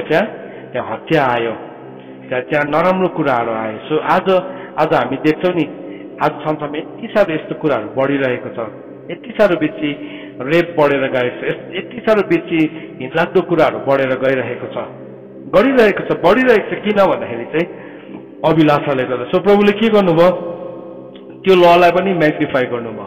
सो जब यदि आज तपाईँ त्यो व्यक्ति हुनुहुन्छ जो अभिलाषाले सताइराख्नु भएको छ, सुन्नुहोस्, कतिजना तपाईँ सायद यो हेर्दै गर्दाखेरि तपाईँ यस्तो व्यक्ति हुनुहुन्छ जो आज तपाईँ फेथफुल भइराख्नु भएको छैन, तपाईँ अविश्वासी भइराख्नु भएको छ। अनि तपाईँलाई यस्तो लागिरहेको छ कि मेरो अविश्वासीको चाहिँ मैले यो पापबाट चाहिँ केही पनि हुँदैन, यसबाट केही पनि हुँदैन, यो मेरो हार्ट मेरो हृदयले भनेको हो, मैले हृदयको रुचिलाई मैले फलो गरेको होइन। तपाईको खुट्टा नि तपाईले नरकुण्ड जाने बाटोमा राखिराख्नु भएको छ। यदि आज कोही यस्तो व्यक्ति हुनुहुन्छ, तपाईँ यो वचन सुन्दै हुनुहुन्छ भने चाहिँ तपाईँले आफ्नो खुट्टा नरकुण्ड जाने बाटोमा राख्दै हुनुहुन्छ। आज तपाईँले पश्चाताप गर्नुहोस्। बाइबलले भन्छ, परमेश्वरको वचन 2 कोरिन्थी 6 अध्यायको 12 पदले भन्छ ग्रहण योग्य समय चाहिँ अहिले हो। 6 अध्यायको 2 पदले भन्छ ग्रहण योग्य समय अहिले हो, उद्धारको दिन अहिले हो। आज तपाईँ पश्चाताप गर्नुहोस्। आज भन्नुहोस्, यो अभिलाषाको आत्मा मेरो जीवनबाट निस्कित हो। आज तेरो मेरो जीवनमा कुनै पनि ठाउँ छैन, तँलाई म नासरतको यीशु मसीहको नाउँमा निस्किने आज्ञा गर्दछु। माया नगर्नुहोस् त्यसलाई। पापले नि एकैछिन सुख दिन्छ, पापले एकैछिन सुख दिन्छ, तर अन्तमा चाहिँ त्यो यति साह्रो तितो हुन्छ। बाइबलमा भनेको छ त्यसको मुखबाट चाहिँ फर्स्टमा त तेल जस्तै चुहिएको थियो, मह जस्तै चुहिएको थियो, तर बादमा गएर यति साह्रो तितो भयो। सो के हुन्छ, त्यो कन्सिक्वेन्सेसहरू चाहिँ एकदमै लामो कन्सिक्वेन्सेसहरू हुन्छ। कतिजनाले आफ्नो विवाहसँग तपाईँ फेथफुल भइराख्नु भएको छैन होला, तपाईँ आफ्नो विवाहसँग फेथफुल भइराख्नु भएको छैन होला, तपाईँले आफ्नो युवा अवस्थाको पत्नीसँग तपाईँले विश्वास योग्यता देखाइराख्नु भएको छैन, पत्नी या पतिसँग। किन भन्दाखेरि अभिलाषाको कारणले गर्दाखेरि। अभिलाषा तपाईँलाई अब तपाईँको पत्नी मनै पर्नु छोड्यो, तपाईँको पति मनै पर्न छोड्यो, तपाईँले अघि त कस्तो राम्रो देखेको अब त देख्नै छोड्यो। हेर्नुहोस् है, अब तपाईँले फ्लर्ट गर्दै हुनुहुन्छ। फ्लर्टिङ चाहिँ नि आजको दिनमा संसारमा एउटा कमन कुरा हो। वर्क प्लेसमा है, मतलब विभिन्न ठाउँमा मान्छेहरूले फ्लर्टिङ गरिरहेको हुन्छ, अनि त्यो चाहिँ एउटा गुड कमेन्ट भइरहेको छ। फ्लर्ट गर्ने मान्छेलाई चाहिँ एउटा बेबिचारी भनेर चिनिँदैन, तर उसलाई चाहिँ स्मार्ट भनेर चिनिन्छ। तर परमेश्वरको वचनले चाहिँ त्यसलाई स्मार्ट भन्दैन, बाइबलमा भनेको छ बेबिचार गर्नेहरूको भाग चाहिँ नरकुण्ड हो भनेको छ। सो त्यो पनि के हुन्छ, अल्टिमेटली त्यो नरकुण्डमै एन्ड हुन्छ। सो त्यस कारणले गर्दाखेरि चाहिँ आज त्यो ठाउँमा तपाईँ हुनुहुन्छ भने तपाईँ निस्किनुहोस्। बाइबलमा नि त्यसलाई 2वटा टर्म दिएको छ, एउटा बेबिचार भनेको छ, अर्को चाहिँ इङ्ग्लिसमा चाहिँ एडल्ट्री भनेको छ, अर्को फोर्निकेसन भनेको छ। दुईटा भिन्दै टर्म हो। जुन चाहिँ मान्छे विवाह गरेको छैन र उसले अभिलाषापूर्वक हेर्दछ त्यो बेबिचार हो। जुन चाहिँ मान्छे विवाह भइसकेको छ र पनि उसले अभिलाषापूर्वक हेर्दछ त्यो चाहिँ फोर्निकेसनमा आउँछ। अनि बाइबलले चाहिँ के भनेको छ, फोर्निकेटर्स भनेको छ। फोर्निकेटर्स अनि एडल्टरर्सहरू चाहिँ कहाँ पुग्छ, उनीहरू नरकुण्डमा पुग्छ। सो शैतानको कोसिस चाहिँ के छ भने नि त्यसरी त्यसले ल्याउन चाहन्छ। सो अब त्यो बेबिचारको स्पिरिटलाई जब पनि एउटा मान्छेले इन्कल्केट गर्न थाल्छ त्यो स्पिरिटलाई, त्यसले चाहिँ नि तपाईँको अनुहारलाई बोकेर अर्को मान्छेलाई सिड्युस गर्न थाल्छ। फेरि जसरी हामीले बाइबलमा एउटा घटना भेटाउँछौँ, प्रेरितको किताब, म तपाईँलाई त्यो पनि अलिकति बताउनु पर्यो। प्रेरितको किताबमा हामीले गएर हेऱ्यौँ भने 12 अध्यायमा होला सायद, जहाँ चाहिँ पत्रुसको स्वर्गदूत भनेर भनेको छ है, 12को 15मा। तर तिनीहरूले त्यसलाई भने तँ बौली होस्, तर त्यसले यसै नै हो भनेर विश्वास गरी ठोकेर भने। अब तिनीहरूले भने त्यो सायद उनको दूत होला। सो उनीहरूले त्यो पत्रुसको स्वर्गदूत भनेर सम्बोधन गरेको छ है। कतिवटा स्वर्गदूत यस्तो हुन्छ जसले चाहिँ त्यो मान्छेको अनुहारलाई बोकेर जान्छ। कतिवटा त्यो ठाउँमा तपाईँ जानु सक्नुहुन्न या त्यो ठाउँमा प्रार्थना गरिरहेको छ अनि तपाईँको अनुहारलाई बोकेर त्यो स्वर्गदूत जान्छ अनि मिनिस्टर गर्छ त्यति बेला। अब त्यो एन्जलको टिचिङमा हाम्रो अस्ति त्यो पेन्डिङ भइरहेको छ, सायद यो विषयमा हामीले प्रचार गऱ्यौँ या गरेनौँ, गरे जस्तो लाग्यो। तपाईँले सुन्नु भएको छैन त्यो तपाईँले सुन्नुहोस् त्यो मेसेजलाई। तर यो चाहिँ के हो, स्वर्गदूतहरू हो, यो चाहिँ परमेश्वरले राखिदिनु भएको मिनिस्टरिङ एन्जल्सहरू हो। तर त्यस्तै प्रकारले डिमोनिक एन्जल्सहरू पनि छ जसले चाहिँ तपाईँको अनुहारलाई बोकेर गएर सिड्युस गर्न थाल्छ। अब एउटा मान्छे फोर्निकेसनमा छ भने, एउटा मान्छे एडल्ट्रीमा छ भने नि त्यसले त्यो फेसेसहरूलाई बोकेर जान थाल्छ। या डिसेप्सनमा पनि हुन्छ, एभ्री टाइम त्यो मान्छेको फेस आयो भन्दैमा त्यो मान्छे बेबिचारी रहेछ भनेर हामी भन्न सक्दैनौँ, डिसिभ पनि गर्छ। तर के हुन्छ भने नि यो लेभल त्यति साह्रो स्ट्रङ हुन्छ। अब त्यो इन्कुबस र सुकुबस भन्ने जुन चाहिँ डिमनको बारेमा बोक्यो हामीले अस्ति सिक्यौँ, त्यो स्पिरिटले चाहिँ के छ भने त्यसले अनुहार त मान्छेकै बोकेर गएको हुन्छ, मान्छेकै बोकेर गएको हुन्छ अनि त्यसले लिटरली आइकन त्यो मान्छेसँग उसको ड्रिममा उसलाई फिजिकल्ली उसलाई सेक्सुअली उसलाई एब्युज पनि गर्छ। अब यो अनुभव कति धेरैजनाले गर्नुभएको रहेछ। तपाईँहरूको टेस्टिमोनिजहरू हामीले सुन्यौँ, हामीले प्रार्थना गर्यौँ, तपाईँहरूको जीवनमा परमेश्वरले डेलिभरेन्स ल्याउनु भएको छ। तर त्यो चाहिँ कहाँबाट खोलिन्छ, कहाँबाट खोलिन सक्छ भन्दाखेरि चाहिँ नि कुनै यस्तो पोइन्ट अफ टाइम जहाँ चाहिँ हामी लस्टफुली हामीले कतिवटा कुराहरूलाई एन्टरटेन गर्छौँ, त्यस्तो नराम्रो कुराहरू सुन्नु मन पराउने चाहनाहरू, फिल्मी जोक्सहरू है, त्यो छाडा बोली गरेको आजको दिनमा कमेडी भन्छ, तर त्यो कमेडी चाहिँ फुल अफ लस्टफुल वर्ड्सहरू छ। अनि त्यो शब्दहरूलाई सुन्दै गर्दाखेरि है त्यो मेसेज त जसले पनि बुझ्छ नि, यद्यपि उनीहरूले खोलेर त भनेको छैन, तर मेसेज इनसाइड द मेसेज एउटा शब्दभित्रको अझै शब्द छ। त्यो शब्दलाई मान्छेले बुझ्न सक्छ किनभने आज संसार नै त्यस्तो कुराले चलिरहेछ। तर अब हामी त्यस्तो कुराहरू सुन्छौँ, त्यस्तो कुराहरू हामीले इन्जोय गर्छौँ, त्यस्तो कुराहरूलाई हामीले एन्टरटेन गर्छौँ भने के हुन्छ, त्यसले चाहिँ हाम्रो जीवनमा एउटा लस्टको स्पिरिटलाई रोक्न सक्छ। म मेरो अनुभवबाट भन्न सक्छु, म स्कुल पढ्दाखेरि कलेज पढ्दाखेरि साथीहरूसँग बसेर त्यस्तो जोक्सहरू सेयर गरेको, बात गरेको, त्यो कुरादेखि नै डेलिभरेन्स हुनु कति धेरै समय लाग्यो। किनभने कतिपल्ट त्यो जोक्सहरू आफै आउने माइन्डमा हाँस उठ्ने, तर वास्तवमा त्यो जोक्स थिएन रहेछ, वास्तवमा चाहिँ त्यो स्पिरिट थिएछ। सो त्यस्तोमा बस्यो, बात गर्यो है, त्यस्तो सुन्यो, तर त्यो चाहिँ भित्रै पसिरहन्छ। आज म तपाईँलाई एउटा सेवक भएर सिन्सियरली भन्न सक्छु यो कुरा है। सो आज म तपाईँलाई सिन्सियरली भन्दैछु, तर तपाईँ पनि त्यस्तो व्यक्ति हुनुहुन्छ होला जो यो कुराहरूसँग सफर गर्दै हुनुहुन्छ। सो त्यसलाई चाहिँ एन्टरटेन गर्नु हुँदैन। जब त्यस्तो थट्सहरू आउँछ नि, त्यसलाई चाहिँ यसो भन्नुपर्छ, तँलाई चाहिँ म आज यीशु ख्रीष्टको नाउँमा तँलाई म काट्छु, पवित्र आत्माको आगोले म जलाउँछु। हिब्रू 4:12 अनुसार प्राण र आत्माको जोड्नीमा भएको जहाँ पनि बस्छस् तँलाई म त्यो वचनको तरवारले म काट्छु, त्यो आगोले काट्छु।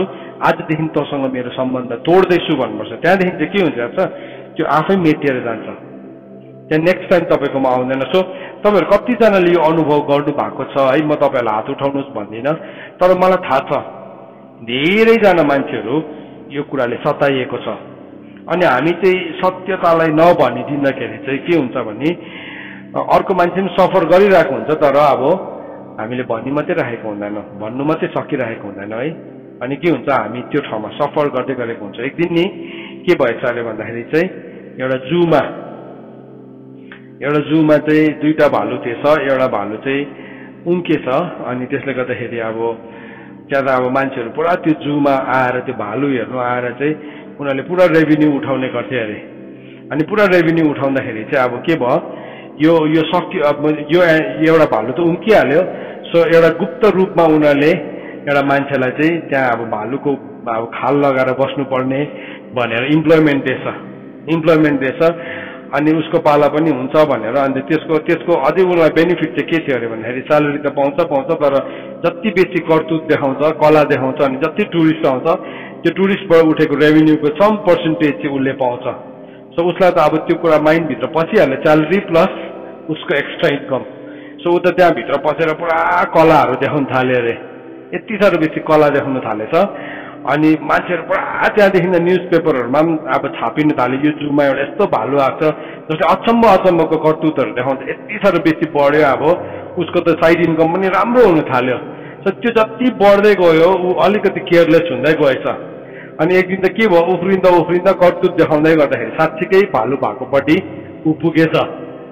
अन्त ऊ त यति साह्रो डरले काँपेर बस्यो अरे, ला अब अरूले त चिन्दैन, भालुले त सुँगेर थाहा पाइहाल्छ, ओरिजिनलले त काप्दै बसिरहेको बेलामा चाहिँ त्यो अर्को भालुले आएर छेउमा आएर यसो भन्यो अरे, औ साथी नसुर्ताउ न, म पनि तिमी जस्तै हो, बरुभन्दा खैनी छ भने अलिकति देऊ न भने अरे। हामी कोही बेला नि त्यस्तै खाल ओढेर मात्रै बसिरहेको हुन्छ, एउटाले करतुत देखाउँदै गरेको हुन्छ, अर्को शान्त बसिरहेको हुन्छ, तर दुईजनै खाल ओढेर बसिरहेको हुन्छ। सुन्नुहोस् है, आज यो कुरालाई डिल गरौँ, हामी हाम्रो जीवनबाट डिल गरौँ। हामीले सुनेको छौँ, हामीले बात गरेका छौँ, अनि त्यो कुराहरूले गर्दाखेरि हामी सफर गर्दैछौँ। हामी त्यो सफरिङभित्र बस्ने हो कि हामी हटाउने हो, त्यो हाम्रो निर्णय हो। सो जुन कुराले गर्दाखेरि एउटा मान्छेको जीवनमा लस्ट खोल्यो है, अभिलाषा खोल्यो, त्यो अभिलाषालाई चाहिँ हाम्रो जीवनबाट हामीले काट्नुपर्ने हुन्छ, पुस्तौनी पनि हुन्छ, पुस्तैनी पनि हुन्छ, त्यो पुस्ताबाट सरेर आएको पनि हुन्छ। त्यसले गर्दाखेरि पनि सताइएको हुन्छ। तर हामी भन्दैनौँ है, मान्छेलाई भन्दै हिँड्नुहोस्, हल्ला गर्दै हिँड्नुहोस् भनेको होइन। तर हामीले प्रभुसँग जब हामी मानिलिन्छौँ, प्रभुको अगाडि, हो प्रभु यो ठाउँमा मैले गरेको हो, यो गरेको, मैले सफर गरेको हो, आज चाहिँ म तपाईँको नाउँमा काट्छु भनिन्छ नि, त्यो ठाउँ काटिन्छ। अनि याद राख्नुहोस्, त्यो चाहिँ थुप्रो लेयर्स भएर बसेको हुन्छ।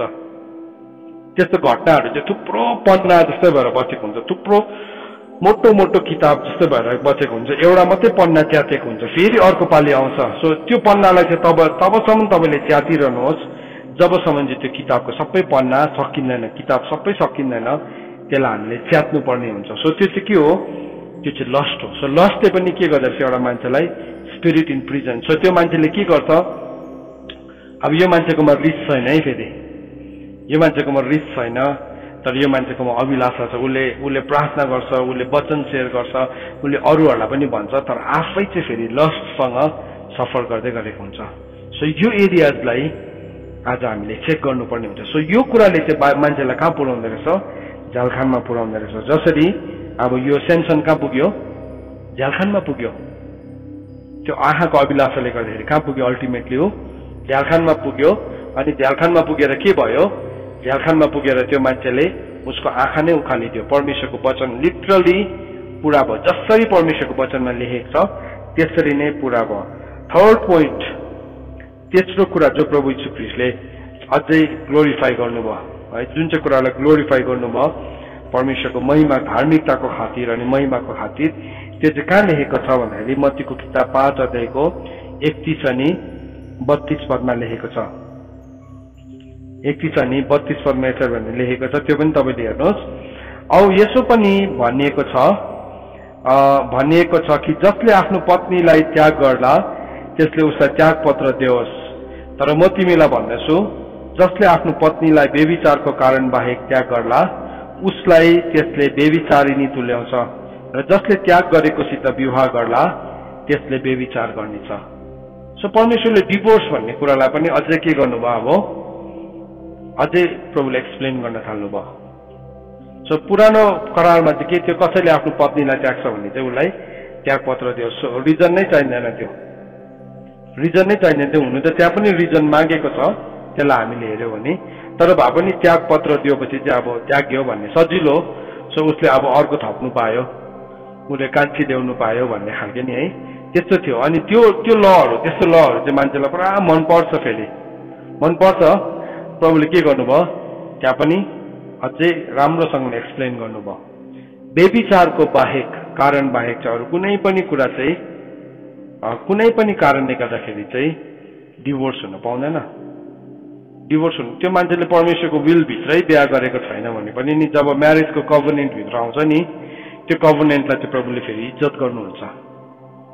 त्यो करारलाई चाहिँ परमेश्वरले इज्जत गर्नुहुन्छ। त्यस कारणले गर्दाखेरि नि तपाईँहरू जतिजनाको विवाह भएको छैन है, नअत्तालिनुहोस्।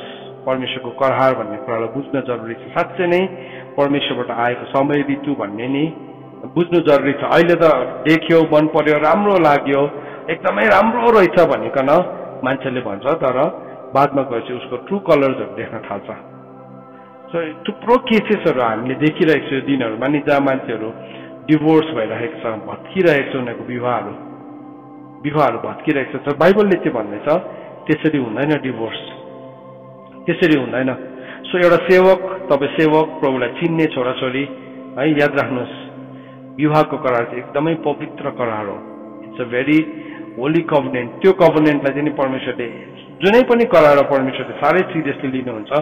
तर यो करारलाई जब एउटा मान्छेले भङ्ग गर्न थाल्छ, परमेश्वर एकदमै मन पराउनुहुन्न।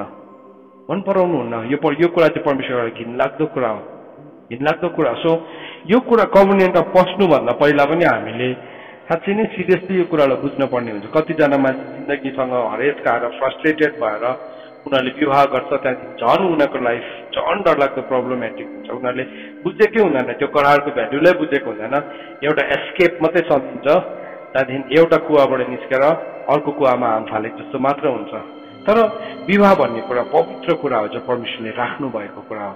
त्यसलाई जब पनि एउटा मान्छेले भङ्ग गर्छ, त्यो मान्छे त्यतिकै अनपनिश जान्दैन। परमेश्वरको वचन मलाकीको किताब, म एकपल्ट पढ्न चाहन्छु यो वचनलाई। मलाकीको किताब 3 अध्याय, मलाकीको किताब 3 अध्याय हो कि 2 अध्याय हो? 3 अध्याय, 3 अध्यायको 13 देखि पढ्छु। तपाईहरु सबैले खोल्नुहोस् ल, मलाकीको किताब 3 अध्यायको 13 पद। यहाँ यसो भनेर लेखेको छ, फेरि तिमीहरू यसो पनि गर्दछौ, तिमीहरू परमप्रभुको वेदीलाई रुनेहरूको आँसुले भिजाउँदछौ। तिमीहरूको रोदन र चुस्केराले यतिसम्म कि तिमीहरूको हातको भेटी फेरि कहिले ग्रहण गर्नुहुन्न, न त त्यो उहाँलाई ग्रहण योग्य हुन्छ। तिमीहरू सोध्छौ किन? किनभने परमप्रभु तिमीहरू र तिमीहरूको जवानीपनको स्वास्नीको बीचमा गरिएको करारको साक्षी हुनुहुन्छ। तिमीहरूको स्वास्नी जसलाई तिमीले धोका दियौ, यद्यपि ती तिमीहरूको जवानी जीवन साथी र करारमा बाँधिएका स्वास्नी हुन्। कि उहाँले एउटै बनाउनु भएको होइन र? यद्यपि उहाँसित आत्माको अभाव थिएन। औ किन एउटा? किनभने उहाँले एउटा पवित्र सन्तान चाहनुहुन्थ्यो। यसैले तिमीहरू आफ्नो आत्माको विषयमा सचेत रहो, कसैले आफ्नो जवानीपनको स्वास्नीलाई धोका नदियोस्।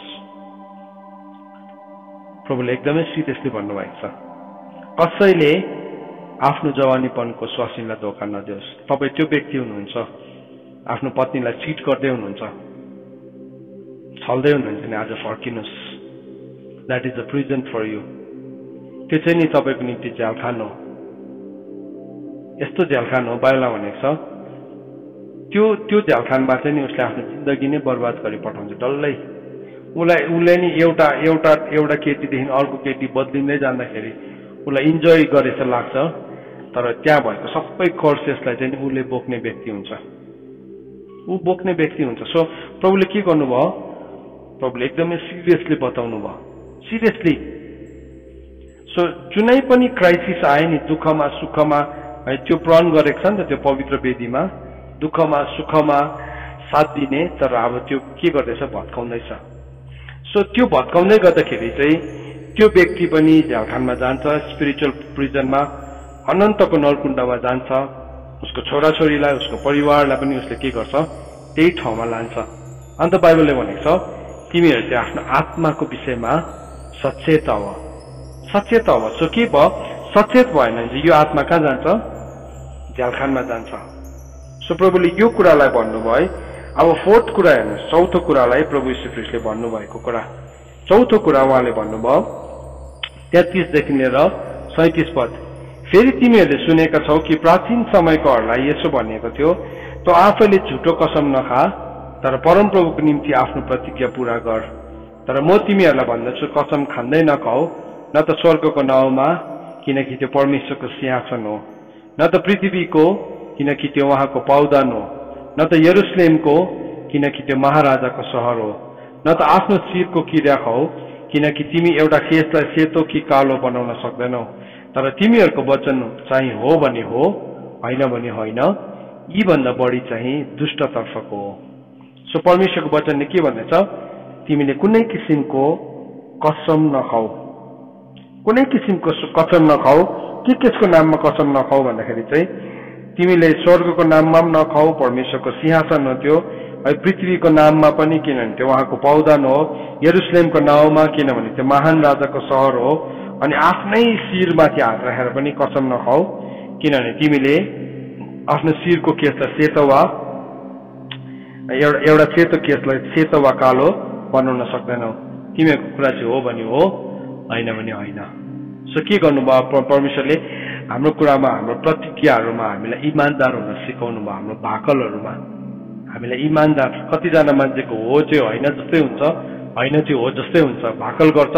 उसको भाकल एभ्री सिजन चेन्ज हुन्छ। आज यो हो, भोलि फेरि अर्को भने अर्कै हुन्छ, फेरि पर्सि अर्कै हुन्छ। हो, त्यो कारणले गर्दाखेरि त्यो मान्छे कहाँ जान्छ? प्रिजनमा जान्छ। किन एङ्जाइटीले आज मान्छेहरू सताएको छ?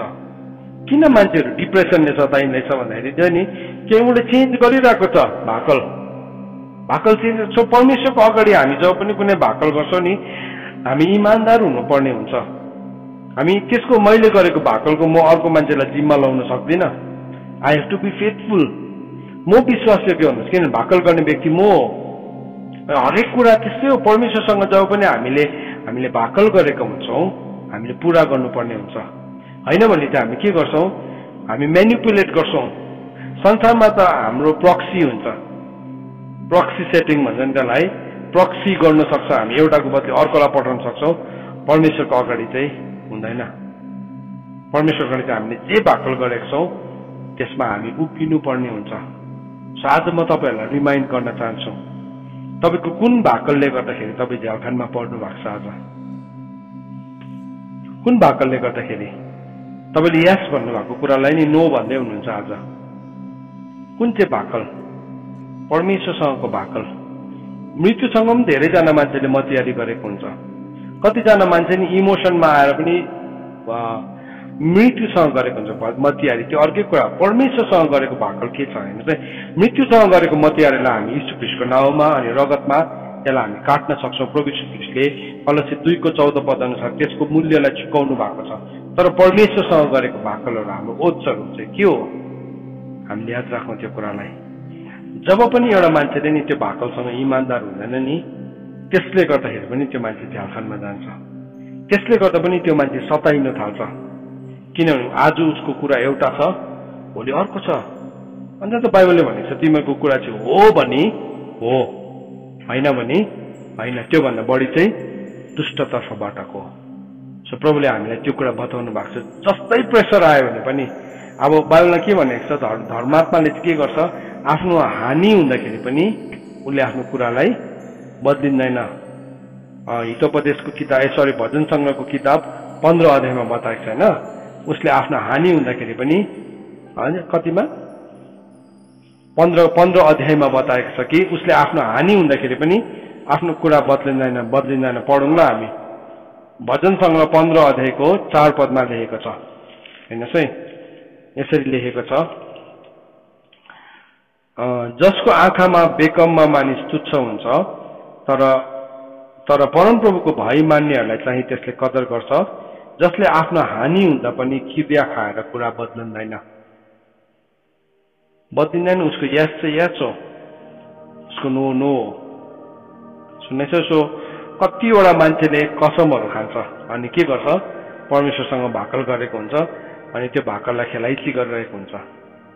हुँदैन? आज नि तपाईँ प्रार्थना गर्ने व्यक्ति हुनुहुन्छ होला, तपाईँले प्रभुलाई भन्नुभएको छ होला, प्रभु म वेदीमा उभिन्छु। तपाईँले वेदीलाई निर्माण गर्नुभएको छ होला, तपाईँले यस भन्नुभएको वेदीलाई।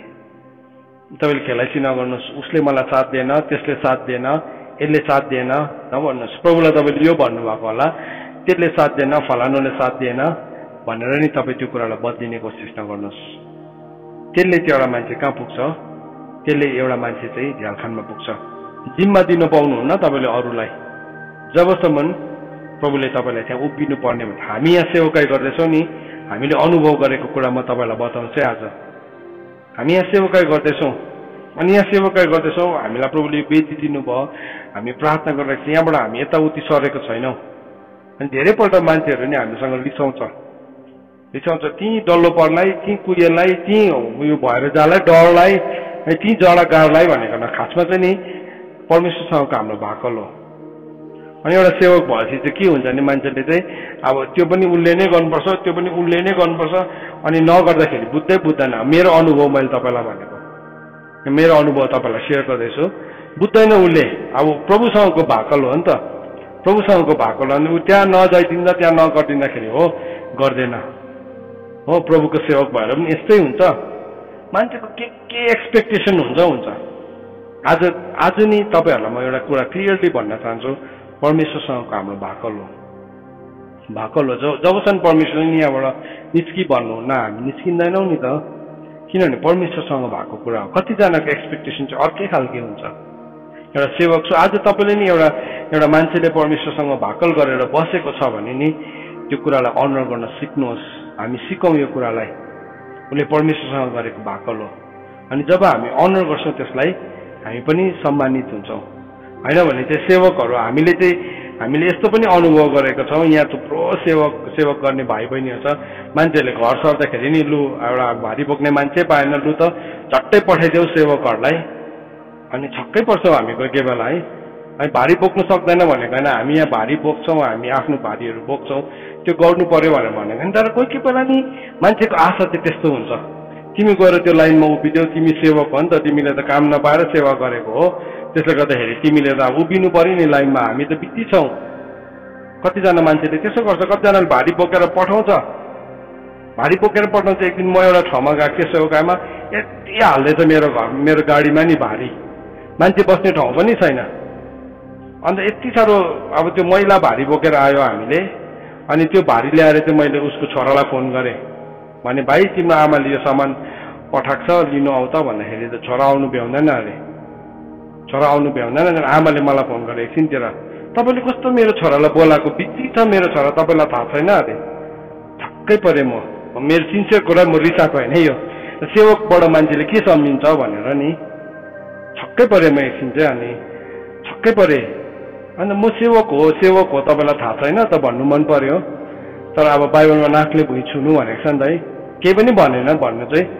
तर त्यो बेहोरा देखेर चाहिँ मैले सिकेँ एउटा कुरा, सेवकसँग त्यसरी ट्रिट गर्नु हुँदैन रहेछ भनेर। मलाई गर्यो भनेर होइन, हामीले इज्जत डिमान्ड गरेको पनि होइन, तर परमेश्वरको राज्यको काम इम्पोर्टेन्ट छ, संसारको सरकारको कामहरू भन्दाखेरि पनि इम्पोर्टेन्ट छ, प्रार्थनाको वेदीमा बस्नु इम्पोर्टेन्ट छ, त्योहरू भन्दाखेरि पनि त्यसलाई हामीले अनर गर्न सिक्नुपर्छ। होइन भने चाहिँ हामी के भन्छौँ, ए यो यिनीहरूले काम नपाएर सेवा गरेको होइन। आज नि परमेश्वरको वेदीमा इमान्दार मान्छेहरू नभएको कारणले गर्दाखेरि चाहिँ के हुँदैछ, आज बन्धनहरू आउँदैछ। अब्राहमले जब वेदी बनाए नि, बाइबलले के भनेको छ, वेदी बनाएर वेदीको अगाडि निदाई पठाए नि, सुती पठाए नि, त्यति बेला परमेश्वरको उपस्थितिको आगो छिरेर गइसकेको थियो, त्यो वेदीमा भएको सबै कुरालाई भस्म पारिदियो। तर परमेश्वरले के भन्नुभयो, तेरो पुस्ता चाहिँ के हुन्छ, दासत्वमा जान्छ। ठुलो कुरा हो।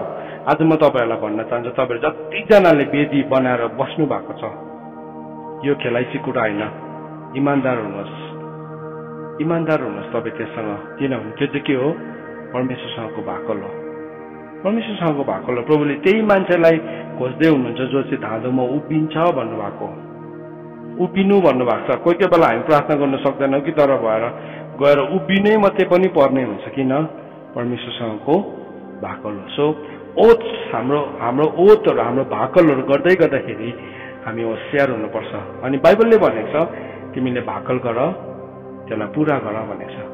जब हामी भाकल गर्छौँ अनि पुरा गर्छौँ, परमेश्वरले त्यसलाई मन पराउनुहुन्छ। त्यसको बादमा फेरि 38देखि हामीले पढ्यौँ भने रिटेलिएसनको बारेमा कुरा गर्यो, बदलाको कुरा गर्यो, मुकाबलाको कुरा गर्यो। मसँग अझै 15 मिनट छ, तपाईँहरू एकछिन बियर गरिदिनुहोस् है, यो टाइमलाई आज म युज गर्न चाहन्छु। यो 15 मिनटभित्र म तपाईँलाई थुप्रो कुरा भन्न चाहन्छु। म भर्खर 5th पोइन्टमा छ, 8वटा पोइन्ट छ मेरोमा। सो म अब यहाँ फटाफट पढ्छु।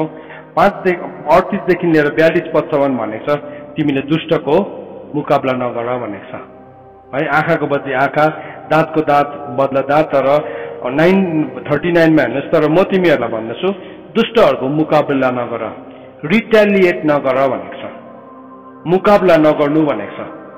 सो जब पनि तपाईँको विरुद्धमा कसैले दुष्टता देखाउँछ, सो त्यससँग चाहिँ मुकाबला नगर्नु भनेको छ। प्रभुले हामीलाई सिकाउनु भयो, तिम्रो शत्रुलाई तिमीले प्रेम गर भन्नुभयो। त्यहाँदेखि तिमीलाई खेदो गर्नको लागि तिमीले प्रार्थना गर भन्नुभयो। तिमीलाई चराप्नेलाई तिमीले आशिष देऊ भनेको छ। अनि तिमीलाई शोषण गर्नु खोज्ने, एब्युज गर्ने, एब्युज भनेको चाहिँ तपाईँलाई सेक्सुअली अथवा फिजिकली एब्युज गर्ने भनेको होइन, तर इमोसनली तपाईँलाई एब्युज गर्नेहरूको लागि पनि प्रार्थना गर भनेको छ। सो यो चाहिँ प्रभुले हामीलाई नि प्रार्थना गर्नु भनेर सिकाउनु भएको छ, उनीहरूसँग रिटेलिएट गर्नु भनेको छैन। त्यो चाहिँ के हो, त्यसलाई चाहिँ ल अफ लभ भन्छ, त्यसलाई चाहिँ प्रेमको व्यवस्था भन्छ। जब हामी रोमीको किताबमा पढ्छौँ, रोमीको किताब 14 अध्यायमा होला सायद, या 7 अध्यायमा हो, त्यहाँ चाहिँ के ल अफ लभको बारेमा बाइबलले बताएको छ है। म त्यो जस्ट त्यो भर्स मात्रै दिन चाहन्छु तपाईँलाई। रोमीको किताबमा लेखेको छ। अनि त्यहाँ चाहिँ हामीलाई परमेश्वरको व्यवस्थाको बारेमा बताएको छ। रोमीको किताबमा 7वटा व्यवस्था छ जम्मा। त्यसमा एउटा व्यवस्था चाहिँ के हो नि ल अफ लभ हो। 14देखि लिएर 23 पदसम्म पढ्यो भने प्रेमको व्यवस्थाको बारेमा सिकाएको छ। अनि पहिलो कोरिन्थी 13 अध्यायमा पनि प्रेमको व्यवस्थाको बारेमा सिकाएको छ। अनि त्यो व्यवस्थालाई जब हामी सिक्छौँ, त्यो व्यवस्था चाहिँ एउटा शक्तिशाली हतियार हो। दोस्रो कोरिन्थी 10 अध्यायको 4 अनि 5 पदमा के भनेर लेखेको छ भने हाम्रो युद्धको हतियार चाहिँ साधारण होइन, परमेश्वरको अगाडि पनि शक्तिशाली हो, किल्लाहरूलाई भत्काउन सक्ने हो भनेको छ है। अनि त्यो हतियार चाहिँ के रहेछ भन्दाखेरि नि त्यो हतियार चाहिँ ल अफ लभ रहेछ। जब हामीलाई शत्रुले हाम्रो विरुद्धमा बोल्छ, खेदो गर्छ, निन्दा गर्छ, हामीलाई यति बिघ्न खेदो निन्दा हामीले भेटाउँछौँ, नभएको कुराहरू पनि भेटाउँछौँ। अनि कतिवटा कुरा त पत्याउनै नसक्ने हाँसै उठ्दो कुराहरू हुन्छ। अनि त्यो कुरालाई नबुझ्दाखेरि नि आफूलाई पनि रिटेलिएट गर्नु मनपर्छ, आफूलाई पनि त्यसको मुकाबला गर्नु मन पर्छ। तिम्रो चाहिँ थाहा छैन, तिम्रो भनौँ भन्नु खालके मनपर्छ। तर बाइबलले चाहिँ भनेको छ त्यसो नभन्नु भनेर। त्यसो मेरो मेरो शरीरले चाहिँ मेरो मभित्र भएको सबै कुराले चाहिँ त्यो भन्नु चाहन्छ। तर बाइबलले भन्छ दुष्टको मुकाबला नगर, बरु भन्दा शत्रुलाई तैँले प्रेम गर। शत्रुलाई क्षमा गर मात्रै भनेको छैन, शत्रुलाई प्रेम गर्नु भनेको छ। अनि साँच्चै नै जब हामी शत्रुलाई प्रेम गर्ने शक्ति माग्दो रहेछौँ नि, हामीले माया लागेर आउँदो रहेछ उनीहरूको लागि। उनीहरूको काँधमा चढेको शत्रु शैतानलाई चाहिँ देख्दो रहेछौँ, अनि त्यो मान्छेको चाहिँ हामीलाई माया लाग्दो रहेछ। अनि हामी प्रार्थना गर्न थाल्छौँ। अनि बाइबलले नै भनेको छ, परमेश्वरको वचनले है हामीलाई शत्रुलाई प्रेम गर्नु। नेक्स्ट पोइन्ट है, प्रेम गर्नु भनेको 43 पदमा भनेको छ। 43 अनि 43देखि लिएर 45 पदसम्म भनेको छ। तिमीहरूले सुनेका छौ यसो भनिएको थियो, तिम्रो छिमेकीलाई प्रेम गर र शत्रुलाई घृणा गर। तर म तिमीहरूलाई भन्दछु शत्रुलाई प्रेम गर औ तिमीहरूलाई खेदो गर्नेको निम्ति प्रार्थना गर र तिमीहरूका स्वर्गका पिताका सन्तान हुन सक्नेछौ, किनभने उहाँले दुष्ट र सज्जन दुवैको निम्ति घाम लगाइदिनुहुन्छ र धर्मी र पापी दुवै माथि वृष्टि दिनुहुन्छ। किनभने तिमीसँग प्रेम गर्नेहरूलाई मात्र प्रेम गर्दछौ भने तिमीलाई के इनाम छ? महसुल उठाउनेहरूलाई पनि त्यसो गर्दैनन् र अब तिनीहरूले आफ्ना दाजुभाइहरूलाई मात्र अभिवादन गर्छौ भने बढ्ता अरूले भन्दा बढ्ता के गर्यौ र? कि अन्य जातिहरूले पनि त्यसै गर्दैन र?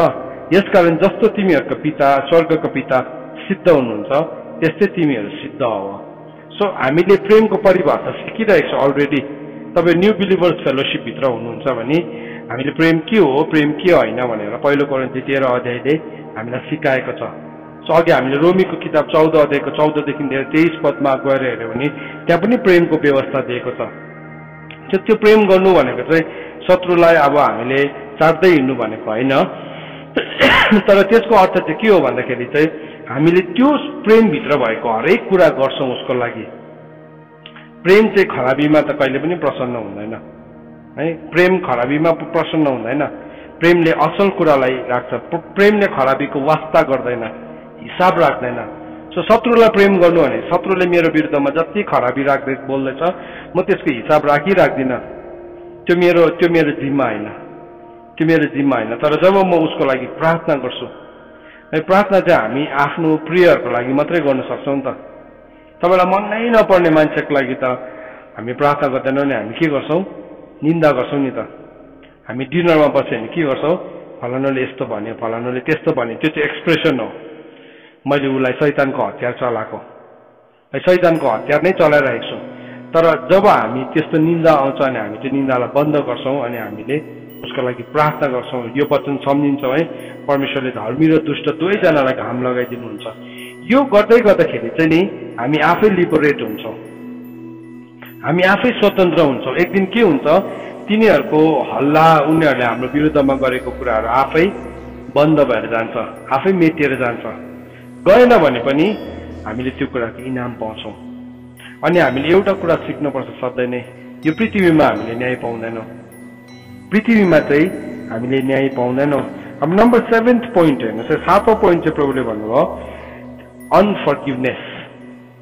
हामीले जब क्षमा गर्दैनौँ, क्षमा नगर्दाखेरि पनि हामी प्रिजनभित्र पस्छौँ।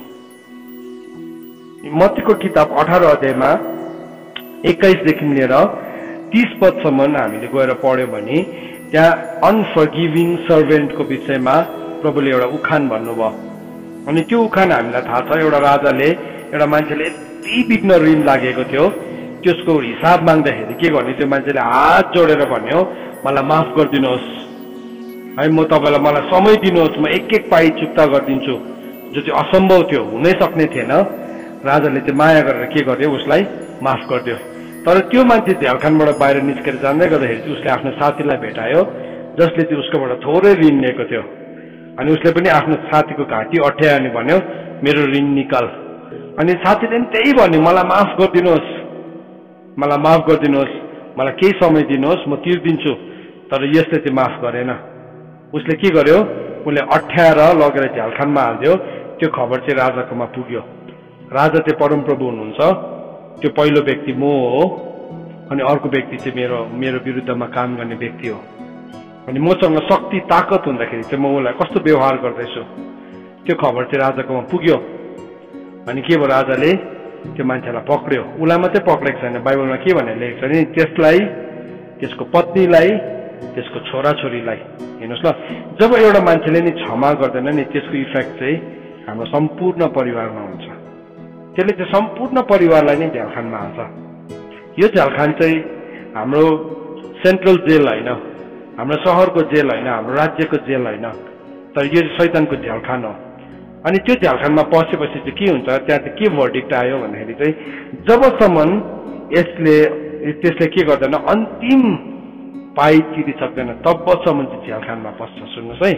सो अनफर्गिभनेस कतिजनाको लागि ठुलो हतियार हो। त्यो क्षमा नगर्ने ठुलो हतियार हो। हामी हतियार नबनाउँ त्यसलाई, हामी क्षमा गरिदेऊ। फर्गिभ एन्ड फर्गेट भन्दै मात्रै हामी नहिँडौँ, साँच्चै नै फर्गिभ गरौँ, साँच्चै नै फर्गेट गरौँ। कतिजनाको नि पास्ट कोट्याउने पुरा व्यवहार हुन्छ, पुरा व्यवहार हुन्छ। त्यसले चाहिँ नि ऊ राम्रो हुनु खोज्छ, कसैको अगाडि हुनु सक्दैन, ऊ झन् नराम्रो भएर जान्छ, उसको भ्याल्यु घट्दै जान्छ। उसलाई क्षमा गर्नु पर्ने मानिसहरूले क्षमा गरिसकेपछि ऊ चाहिँ को हो पास्ट कोट्याउने। यसो हामी यस्तो व्यवहार हाम्रोमा छ भने नि हामी नगरौँ त्यस्तो व्यवहारहरू। त्यसले चाहिँ तिमी आफै झ्यालखानमा पस्छौ, तिमी झन् झ्यालखानमा पस्दै पस्दै पस्दै जान्छौ। सो यो आदत एकदमै नराम्रो आदत हो। यसले भत्ताबुङ्गै बनाइदिन्छ अर्काको जिन्दगी। दाजुभाइको बिचमा शत्रुता रोप्ने मानिसलाई परमेश्वरले घृणा गर्नुहुन्छ भनेर लेखेको छ। प्रभुले घृणा गर्ने 7वटा कुराहरू मध्ये त्यो चाहिँ औधी घृणा गर्ने चाहिँ के हो भन्दाखेरि चाहिँ दाजुभाइको बिचमा शत्रुतालाई रोप्ने। सो आज कुनै पनि हिसाबले हामीमा शत्रुता रोप्ने आदतहरू छ भने नि प्रभुले घृणा गर्नुहुन्छ त्यो कुरालाई। अनि हाम्रो काम चाहिँ के हो भने हामीले फर्गिभ गर्नुपर्छ। होइन भने चाहिँ अनफर्गिभनेसले चाहिँ मलाई बिसन्छ मात्रै होइन, मलाई र मेरो सम्पूर्ण घरानालाई के गर्छ, झ्यालखानमा पुर्याइदिन्छ। सो म चाहदिनँ कहिले पनि मेरो घराना चाहिँ झ्यालखानमा पुगेको है। अब नेक्स्ट पोइन्ट 8औं बुँदा।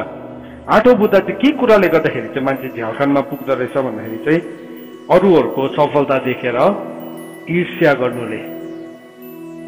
भजन सङ्ग्रह 73 2 र 3 पदमा आसाफले भनेको छ। आसाफले के भनेको छ भन्दाखेरि नि मेरो खुट्टा झन्डै चिप्ल्यो है, मेरो खुट्टा झन्डै म झन्डै लडेँ, किनभने म चाहिँ अरू मानिसहरूको है, घमण्डीहरूको, अहङ्कारीहरूको सफलतालाई देखेर मलाई के लागेको थियो, आरिस लागेको थियो। यो मान्छे कहाँ पसेको थियो, पवित्र स्थानभित्र पसेको थियो। अनि अस्ति हामीले एउटा कुरालाई सिक्दै थियौँ, डाहाको मूर्ति चाहिँ जहिले पनि पवित्र स्थानको द्वारमा नै राखेको हुन्छ। सो त्यो डाहाको मूर्तिले चाहिँ के गर्छ, डाहा जगाउँछ।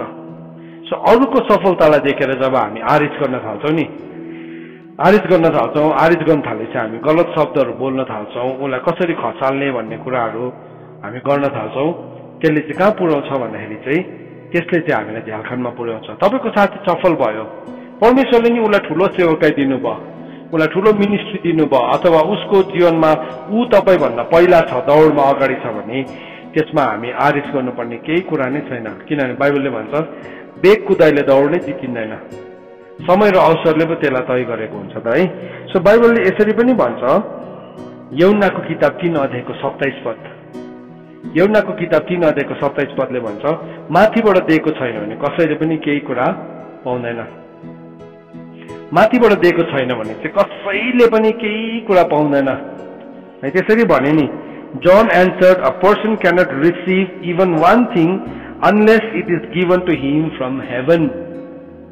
सुन्नुहोस्, स्वर्गबाट दिएको छैन भने चाहिँ नि मान्छेले एउटा सानो एउटा टुक्रा पनि पाउँदैन अरे। हासिल नै गर्न सक्दैन। त्यसले गर्दाखेरि त्यो मलाई दिएको छैन भने चाहिँ मैले हासिल गर्नु खोज्नु चाहिँ त्यो मेरो वेस्टेज अफ टाइम हो। किन मलाई दिएको त छैन। अहिले म यहाँ सिङ्गर हुने कोसिस गरेँ भने कस्तो होला है? मैले अहिले यहाँ सिङ्गर भएर गीत गाउने कोसिस गरेँ भने सबै कुरा मेसी हुन्छ नि त, भत्ताबुङ्गै हुन्छ है। त्यो भत्किन्छ किन मलाई दिएको त छैन त्यो कुरा माथिबाट। तर प्रभुले मलाई दिनुभएको तोडा चाहिँ म परमेश्वरको वचनमा सिकाउन सक्छु। यो तोडा हो, यो तोडालाई मैले प्रयोगमा ल्याएको, यो माथिबाट दिएको कुरा हो। सो माथिबाट दिएको छैन भने चाहिँ कसैले पनि पाउन सक्दैन। भजन सङ्ग्रह 75को 4 देखि लिएर 8 पदमा लेखेको छ है, ए अहङ्कारी हो अहङ्कार नगर है, तेरो सिङलाई ठाडो नपार, तेरो सिङलाई उच्च नपार है, त एकदमै हट्टी भएर बात नगर है, किनभने उच्च पद चाहिँ पूर्व या पश्चिमबाट आउँदैन है, त्यो चाहिँ दक्षिणबाट पनि आउँदैन। त्यो चाहिँ कहाँबाट आउँछ भन्दाखेरि चाहिँ त्यो चाहिँ परमेश्वरबाट आउँछ। सो हाम्रो जीवनमा नि आज केही कुरा आएको छैन भने चाहिँ नि हामी त्यो कुरालाई हामी जबरजस्ती लिने कोसिस गर्दाखेरि चाहिँ कहाँ पुग्छौँ? हामी झ्यालखानमा पुग्छौँ। झन्डै आशा पनि के भयो, सिप्लेर कहाँ पुगेको थियो? झन्डै झ्यालखानमै पुगेको थियो झन्डै। सो हामी कसैको सफलतालाई देखेर नि हामी नजलौँ, कसैको सफलतालाई देखेर हामी नजलौँ। दुईटा कुराले नडराउनु भनेको छ है, दुष्टहरूको विनाश, दुष्टहरूमाथि दुर्दिन आइपुग्दाखेरि पनि त्यो नडरा भनेको छ, अरूको सफलता देख्दाखेरि पनि त्यो नडरा भनेको छ। यो परमेश्वरको वचन हो, किनभने त्यसले चाहिँ एउटा मान्छेलाई कहाँ पुर्याउँछ? झ्यालखानमा। सो आज मसँग जे छ नि म त्यसमै सन्तुष्ट, मसँग 2वटा तोडा छ, म त्यसमै सन्तुष्ट हुनु जरुरी छ। 1 तोडा पाउनेले किन लुकाइहाल्छ? किनभने उसलाई रिस उठ्यो, अर्कोलाई त 5 दियो, अर्कोलाई 2 दियो, मलाई चाहिँ हेला गरेर एउटा मात्रै दिएको। अनि उसले के गर्यो? उसले पनि राम्रोसँगले रुमालमा प्याकिङ गरेर जस्तो दिएको थियो म त्यस्तै फर्काइदिन्छु सम्झ्यो प्रब्लम। ए दुष्ट भन्नुभयो, ए दुष्ट, यसको पनि खोजेर त्यो 5 तोडा हुनेलाई देऊ। अनि के भन्दैछ ट्रेजररले? अन्त उसकोमा त अलरेडी छ त, 10 तोडा छ त, 5 लाई 10 बनाएको छ प्रब्लम। यसकोमा छ नि, जसकोमा छ त्यसलाई अझै दिइनेछ। सो जति हामी ईर्ष्या गर्छौँ, डाहा गर्छौँ नि, सानोदेखि नै, सानो कलिग्सहरूको बिचमा नै, तब एउटै कोठामा 4 जना बस्नुहोस् न, कम्पेरिजन आइहाल्छ। एउटालाई अलिकति ठुलो पोस्ट देऊ त है, अर्कोलाई अलिकति सानो पोस्ट देऊ त, कम्पेरिजन आइहाल्छ। उसलाई चाहिँ दियो, मलाई चाहिँ दिएन। छोराछोरीको बिचमा पनि कम्पेरिजन आइहाल्छ, उसलाई त माया गर्छ, मलाई त दोष मात्रै लाउँछ है। हामी याद राख्छौँ है, कम्पेरिजनको सिनले गर्दाखेरि शैतान लडेको है। फर्स्टमा तुलना गर्ने हुँदाखेरि नै शैतान लडेको। हामी तुलना गर्न छोडौँ है, किनभने बाइबलले यसरी पनि भन्छ, लुकाको किताब 16 अध्यायको 15 मा भन्छ, किनभने जे चाहिँ मानिसहरूको अगाडि उच्च छ परमेश्वरको अगाडि चाहिँ तुच्छ छ। सो अब लास्ट एउटा पोइन्ट भन्छु, अब यसको थुप्रै छ खासमा, तर म लास्ट पोइन्टमा पुगिहालेँ किनभने अब 2-3 मिनट मात्रै रहेछ। अनवान्टेड ब्याटल, नचाहिँदो लडाइँ लड्दाखेरि पनि हामी झ्यालखानमा पर्छौँ। जुन चाहिँ लडाइँ मेरो होइन त्यो लडाइँ चाहिँ मैले कहिले पनि लड्नु हुँदैन। जुन चाहिँ लडाइँ मेरो होइन, बाइबलमा हामी त्यसको उदाहरण भेटाउँछौँ। राजा योसिया राजाको बारेमा नि बाइबलले यस्तो शक्तिशाली टेस्टिमनी दिएको छ। दोस्रो राजा 23को 25 मा यसो भनेर लेखेको छ, before him there was no king like him भनेको छ। ऊ भन्दा अगाडि ऊ जस्तो त्यस्तो राजै थिएन भनेको छ। मतलब अब त्यो लिस्टबाट नि दाउदहरूको नाम पनि निस्केको छ भन्नुको मतलब चाहिँ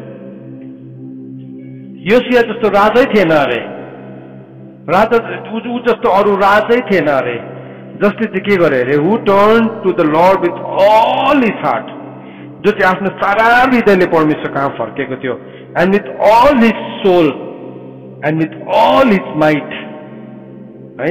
परमेश्वरको त्यो महान ग्रेट कमान्डमेन्टलाई उसले पुरा गरेको थियो। यो मान्छेले हेर्नुहोस् है, परमेश्वर सबैभन्दा ठुलो आज्ञा के हो?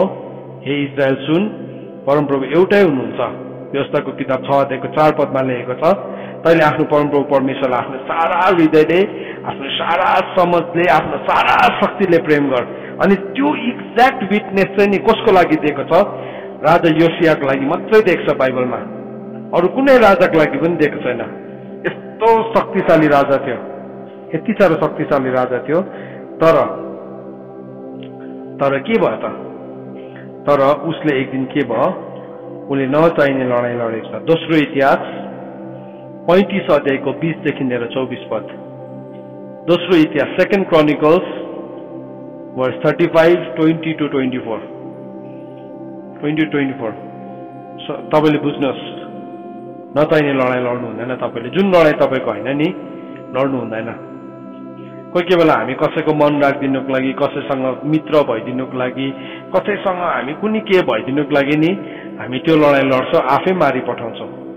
यो योसिया राजा पनि के भयो नि एक दिन यो मिश्र देशको राजा नेको लडाईँ गर्न जाँदै थियो। अनि त्यति बेला त्यो उसँग भिडिनुको लागि के भयो, योसिया राजा पनि गयो। उसको लडाईँ नै थिएन, उसको बाटो पनि परेको थिएन। त्यसै गइकन उसले अर्काको कुरामा हात हाल्यो, अर्काको कुरामा हात हाले। अनि के भयो, अब बाइबलमा भनेको छ तिमी यीशु ख्रीष्टको खातिर कष्ट भोग्छौ भने राम्रो हो नि, तर तिमी कष्ट चाहिँ अर्काको कुरामा हात हाल्ने, बेसी बोल्ने, निन्दा गर्ने भएर भने चाहिँ त्यो चाहिँ राम्रो होइन भनेको छ बाइबलमा। दोस्रो पहिलो पत्रुस 4 अध्यायको 15-16 पदमा भनेको छ यो कुरा। सुन्नुहोस् है। सो हामी चाहिँ अर्काको कुरामा हात हाल्ने, अर्काको लडाईँमा खुट्टा हाल्ने। सुन्नुहोस्, तपाईँको लडाईँ कुन चाहिँ होइन नि, डोन्ट पार्टिसिपेट नै नगर्नुहोस्। हो पनि नभन्नुहोस्, यस पनि नभन्नुहोस्, नो पनि नभन्नुहोस् है। तपाईँकोमा अधिकार छ नि, तपाईँको मुखलाई बन्द पनि गर्न सक्नुहुन्छ, आँखा पनि बन्द गर्न सक्छ, कान पनि बन्द हुने खालको छ। सबै प्रभुले त्यस्तै दिनुभएको छ हामीलाई। सो हामीले आँखा पनि बन्द गर्न सक्छौँ, हामीले मुख पनि बन्द गर्न सक्छौँ, हामीले कान पनि छुन्न सक्छौँ। सो त्यो त्यति बेला चलाउनु पर्छ। यो योसिया राजा चाहिँ के भयो, गएर हौडीमा नेकोसँग गएर भिड्यो। अनि त्यो राजाले भन्यो, होइन हौ मेरो तिम्रोसँग लडाईँ छैन, तिमीसँग लडाईँ छैन, तिमीसँग लडाईँ छैन, तिमी घर फर्क, मेरो लडाईँ तिमीसँग छैन है, परमप्रभुले भन्नुभएको उसले भन्यो। अनि बाइबलमा लेखेको छ नि, अयुबको किताब 33 अध्यायको 15-16 पदमा लेखेको छ, परमेश्वर अनेकौं किसिमले मानिससँग बोल्नुहुन्छ। मानेन, उसले के गर्यो, उसले डिस्गाइज गरेर गयो आफैलाई। ओ परमेश्वरलाई म सारा हृदयले, आफ्नो सारा समझले, सारा शक्तिले प्रेम गर्छु, प्रभुले मलाई बचाउनै हुन्छ नि, होइन है। प्रभु चाहिँ नि आफ्नो लभित्र बसेर काम गर्नुहुन्छ। बाइबलमा भनेको छ जुन कुरा चाहिँ नि मेरो होइन त्यसको लागि मेरो सिपाहीले लडाईँ नै गर्दैन। पत्रुसले नि मत्तीको किताब 26 अध्यायको 53 पदमा गएर पढ्नु भने नि, पत्रुसले के गर्यो, उसले यस्तो तरवार निकालेर प्रभु यीशु ख्रीष्टलाई पक्रिनु आउने त्यो एउटा सिपाहीको कान नै काटिदिएको छ। त्यसको नाम माइल्कोस थियो। त्यसको कान नै काटिदिएको छ। प्रभुले भन्नुभयो, तिम्रो तरवार चाहिँ तिम्रो मयानमा राख। किन थुतेको तरवार है, नथुत। अहिले मैले भन्यो भने 12 पल्टन पठाउनुहुन्न र 12 पल्टन स्वर्गदूत पठाउनुहुन्न र। सो 12 पल्टन चाहिँ नि 12 पल्टनमा धेरै सिपाही हुनुहुन्छ, मोर देन 80 to 90,000 त्यति साह्रो सिपाही हुन्छ। किन चाहिँ प्रभुले त्यति बेला सिपाही लिनु भयो भने, किनभने त्यो लडाईँ प्रभुको लडाईँ नै थिएन। त्यो लडाईँ फ्लेश एन्ड ब्लडको लडाईँ लड्नै हुन्न उहाँ कहिले पनि। फेरि प्रभुले यौनाको किताब मत्तीको किताब 18 अध्यायको 36 पदमा भन्नुभयो, मेरो राज्य पृथ्वीको राज्य होइन।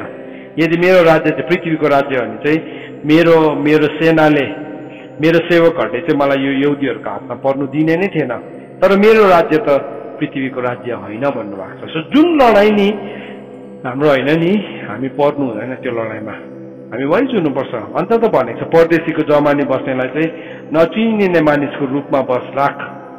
एउटा बेविचारिणी स्त्रीको लागि जमानी बस्नेलाई चाहिँ के गर, त्यसको लुगा पनि खोसेर एउटा अपरिचित व्यक्तिको रूपमा राख। हामी कतिपल्ट चाहिँ नि अनवान्टेड जुन चाहिँ लडाईँ हाम्रो होइन त्यो लडाईँ लड्दै गर्दाखेरि हामी झ्यालखानमा पर्छौँ। यो मान्छे के भयो भन्नुहोस् त, यस्तो गवाही दिएको बाइबलले, ऊ के भयो, यस्तो गवाही दिएको मान्छे चाहिँ ऊ झ्यालखानमा पर्यो, अथवा के भयो, ऊ त मारियो। उसको डेस्टिनी अझै बेसी थियो, उसको टाइम अझै बेसी थियो, तर के भयो, ऊ मारियो, सक्यो उसको। सो राम्रो मान्छेहरू पनि नि कोही बेला त्यो नचाहिएको ठाउँमा जाँदाखेरि नि लडाईँमा पर्छ, मतलब मृत्युमा पर्छ। तपाईँ सेवक हुनुहुन्छ, तपाईँ सेवकाईबाट आज पुरा आराधना गर्नु भने भोलिको दिन मेला घुम्नु जानुहोस् त, के हुन्छ एकपल्ट ट्राई गरेर हेर्नुहोस्। त्यहाँदेखि तपाईँले नेक्स्ट भिडियो हेर्नुहुन्न होला, सायद ट्राई नगर्नुहोस्। त्यसले गर्दाखेरि नेक्स्ट जुममा हुँदैन होला फेरि, किनभने त्यसरी थुप्रो सेवकहरू मारिएको छ। किन भन्नुहोस् त, उसले अब एकदम सेवकाईमा हत्तु भयो, अब अलिकति रिल्याक्स गर्नुपर्छ भनेर कहाँ गयो, पिकनिक पो गयो साथी भरे, त्यही गाडी पल्टेर शैतानले त्यहीँ पर्खिरहेको थियो है, कुनै कहाँ गयो। यो मैले डर देखाउनुलाई भनेको होइन, हामीले बुझ्नुपर्छ जब हामी स्पिरिचुअल वारफेयरमा छौँ भने चाहिँ नि हामीले त्यसको कुरालाई पनि बुझ्नुपर्छ। कतिजना मान्छे राम्रो हुन्छ तर फेरि एकैछिनमा उसको रङ बदलिन्छ। योद्धाहरूको चाहिँ त्यस्तो हुँदैन। गिदोनको सेनामा नि परमेश्वरले नि चाटेर पानी पिउनेलाई किन चाहिँ चुन्नु भयो भन्दाखेरि, किनभने उनीहरूले हतियार बिसाएन, उनीहरूसँग जे पनि थियो उनीहरूले बिसाएन। अरूहरू चाहिँ के गर्यो, आफ्नो सबै हात हतियारहरू खोलेर आरामसँगले बौला चारेर माथि स्टाइलसँगले पानी पिउने भयो, आउट भयो परमेश्वरकोबाट। प्रभुले कुकुर जस्तै पानी चाटेर पिउनेहरूलाई टिप्नु भयो। एउटा मान्छेले पानी चाटेर पिउनु सक्दैन, तर नि उनीहरू लडाइँको लागि साँच्चै नै तयारी थियो। त्यस्तै प्रकारले हाम्रो जीवनमा पनि हामी कतिवटा लडाइँ, अनवान्टेड लडाइँमा हामी मर्छौँ। जुन चाहिँ लडाइँ हाम्रो होइन, नलड्नुहोस्। आज म तपाईँलाई भन्छु, प्रभुलाई सोध्नुहोस्, प्रभु यो लडाइँ हो, मेरो लडाइँ हो होइन भने चाहिँ हामी लड्छौँ भने चाहिँ त्यसले पनि हामीलाई प्रिजनमा पुर्याउँछ। सो हामीले 9 किसिमको घटनाहरू देख्यो बाइबलमा जहाँ चाहिँ एउटा मान्छे प्रिजनमा पढ्न सक्छ। अन्तिम पोइन्टलाई म पढ्न चाहन्छु बाइबलबाट, हिब्रूको किताब 10 अध्यायको 34 पद, हिब्रूको किताब 13 अध्यायको 3 पद। प्रभुले के भनेको छ, प्रिजनमा भएकोहरूलाई तिमीले कम्प्यासन देखाऊ, झ्यालखानमा परेकाहरूलाई तिमीले के गर, तिमीले दया देखाऊ भनेको छ है, दया देखाऊ भनेको छ। सो तिमीले झ्यालखानमा भएकोहरूलाई सम्झ। आज यो भन्दै गर्दा नि तपाईँ थुप्रो मान्छेहरूलाई चिन्नुहुन्छ होला जोहरू झ्यालखानमा छ। बाइबलले उनीहरूको निन्दा गर भनेको छैन, बाइबलले उनीहरूको विरोध गर भनेको छैन, बाइबलले उनीहरूको विषयमा एउटा ठुलो एनालिसिस बनाएर अनि अरूहरूलाई पब्लिस गर भनेको छैन। बाइबलले भन्नेछ रिमेम्बर, ह्याभ कम्प्यासन, तिमीले दया देखाऊ भनेको छ। सो हामीले दया चाहिँ के भन्नुहोस् त, हाम्रो सबैभन्दा ठुलो दया प्रार्थना हो, सबैभन्दा ठुलो दया। प्रभुले अझै पनि हामीसँग दया देखाउनुहुन्छ। कसरी भन्नुहोस् त, रोमीको किताब 8 अध्यायको 34 पद अनुसार पिताको दाहिने हातपट्टि बसिकन उहाँले हामीलाई के गर्दै हुनुहुन्छ, अन्तर्विन्ती गर्दै हुनुहुन्छ। त्योभन्दा ठुलो दया केही पनि छैन। सिन्सियर प्रेयर्स, धर्मीजनको प्रार्थनाले ठुलो काम हुन्छ। सो आज यो वचन सुन्दै गर्दाखेरि हामी कतिजना चाहिँ यो प्रिजनभित्र परिसकेका छौँ, हामी चेक गरौँ। यदि त्यो व्यक्ति तपाईँ हुनुहुन्छ, तपाईँले भन्नुहुन्छ त्यो व्यक्ति म हो, आज मलाई डेलिभरेन्स चाहिएको छ, आज मलाई छुटकारा चाहिएको छ, म विश्वास गर्छु यो वचनलाई तपाईँले ध्यानसँगले सुन्नु भएको छ भने नि तपाईँ अलरेडी छुटकाराको प्रक्रियाभित्र छ। अहिले हामी प्रार्थना गर्दै गर्दाखेरि नि हामी घोषणा गरौँ, वचनलाई दाबी गरौँ, ब्रेक गरौँ। यहाँ वचनहरू डिस्प्ले हुन्छ, त्यत्तिकै नबस्नुहोस् है, त्यत्तिकै यहाँ वचन छ भनेर त्यो वचन यति मात्रै नभन्नुहोस्, खोलेर पढ्नुहोस्, छिट्टो पढ्नुहोस्। किनभने प्रार्थनाको टाइमिङ बेसी छैन हाम्रो है, 4 मिनट 5 मिनट हो, यस्तो टाइमिङहरू मात्रै छ। र त्यतिभित्र हामीले कभर गर्नुपर्ने हुन्छ। अनि त्यस कारणले गर्दाखेरि तपाईँले त्यो भर्सलाई खोल्नुहोस्, लेख्नुहोस्। अलरेडी हामीले त्यो तपाईँलाई पब्लिस गरिसकेको छौँ, पठाइसकेका छौँ। अनि तपाईँहरू कतिजनाले प्रिन्ट आउट निकालेर प्रार्थना गर्दै हुनुहुन्छ, एकदमै असल छ, सही छ, त्यसलाई जारी राख्नुहोस् है। सो अब हामी यति बेला हामी प्रार्थना गर्न गइरहेका छौँ।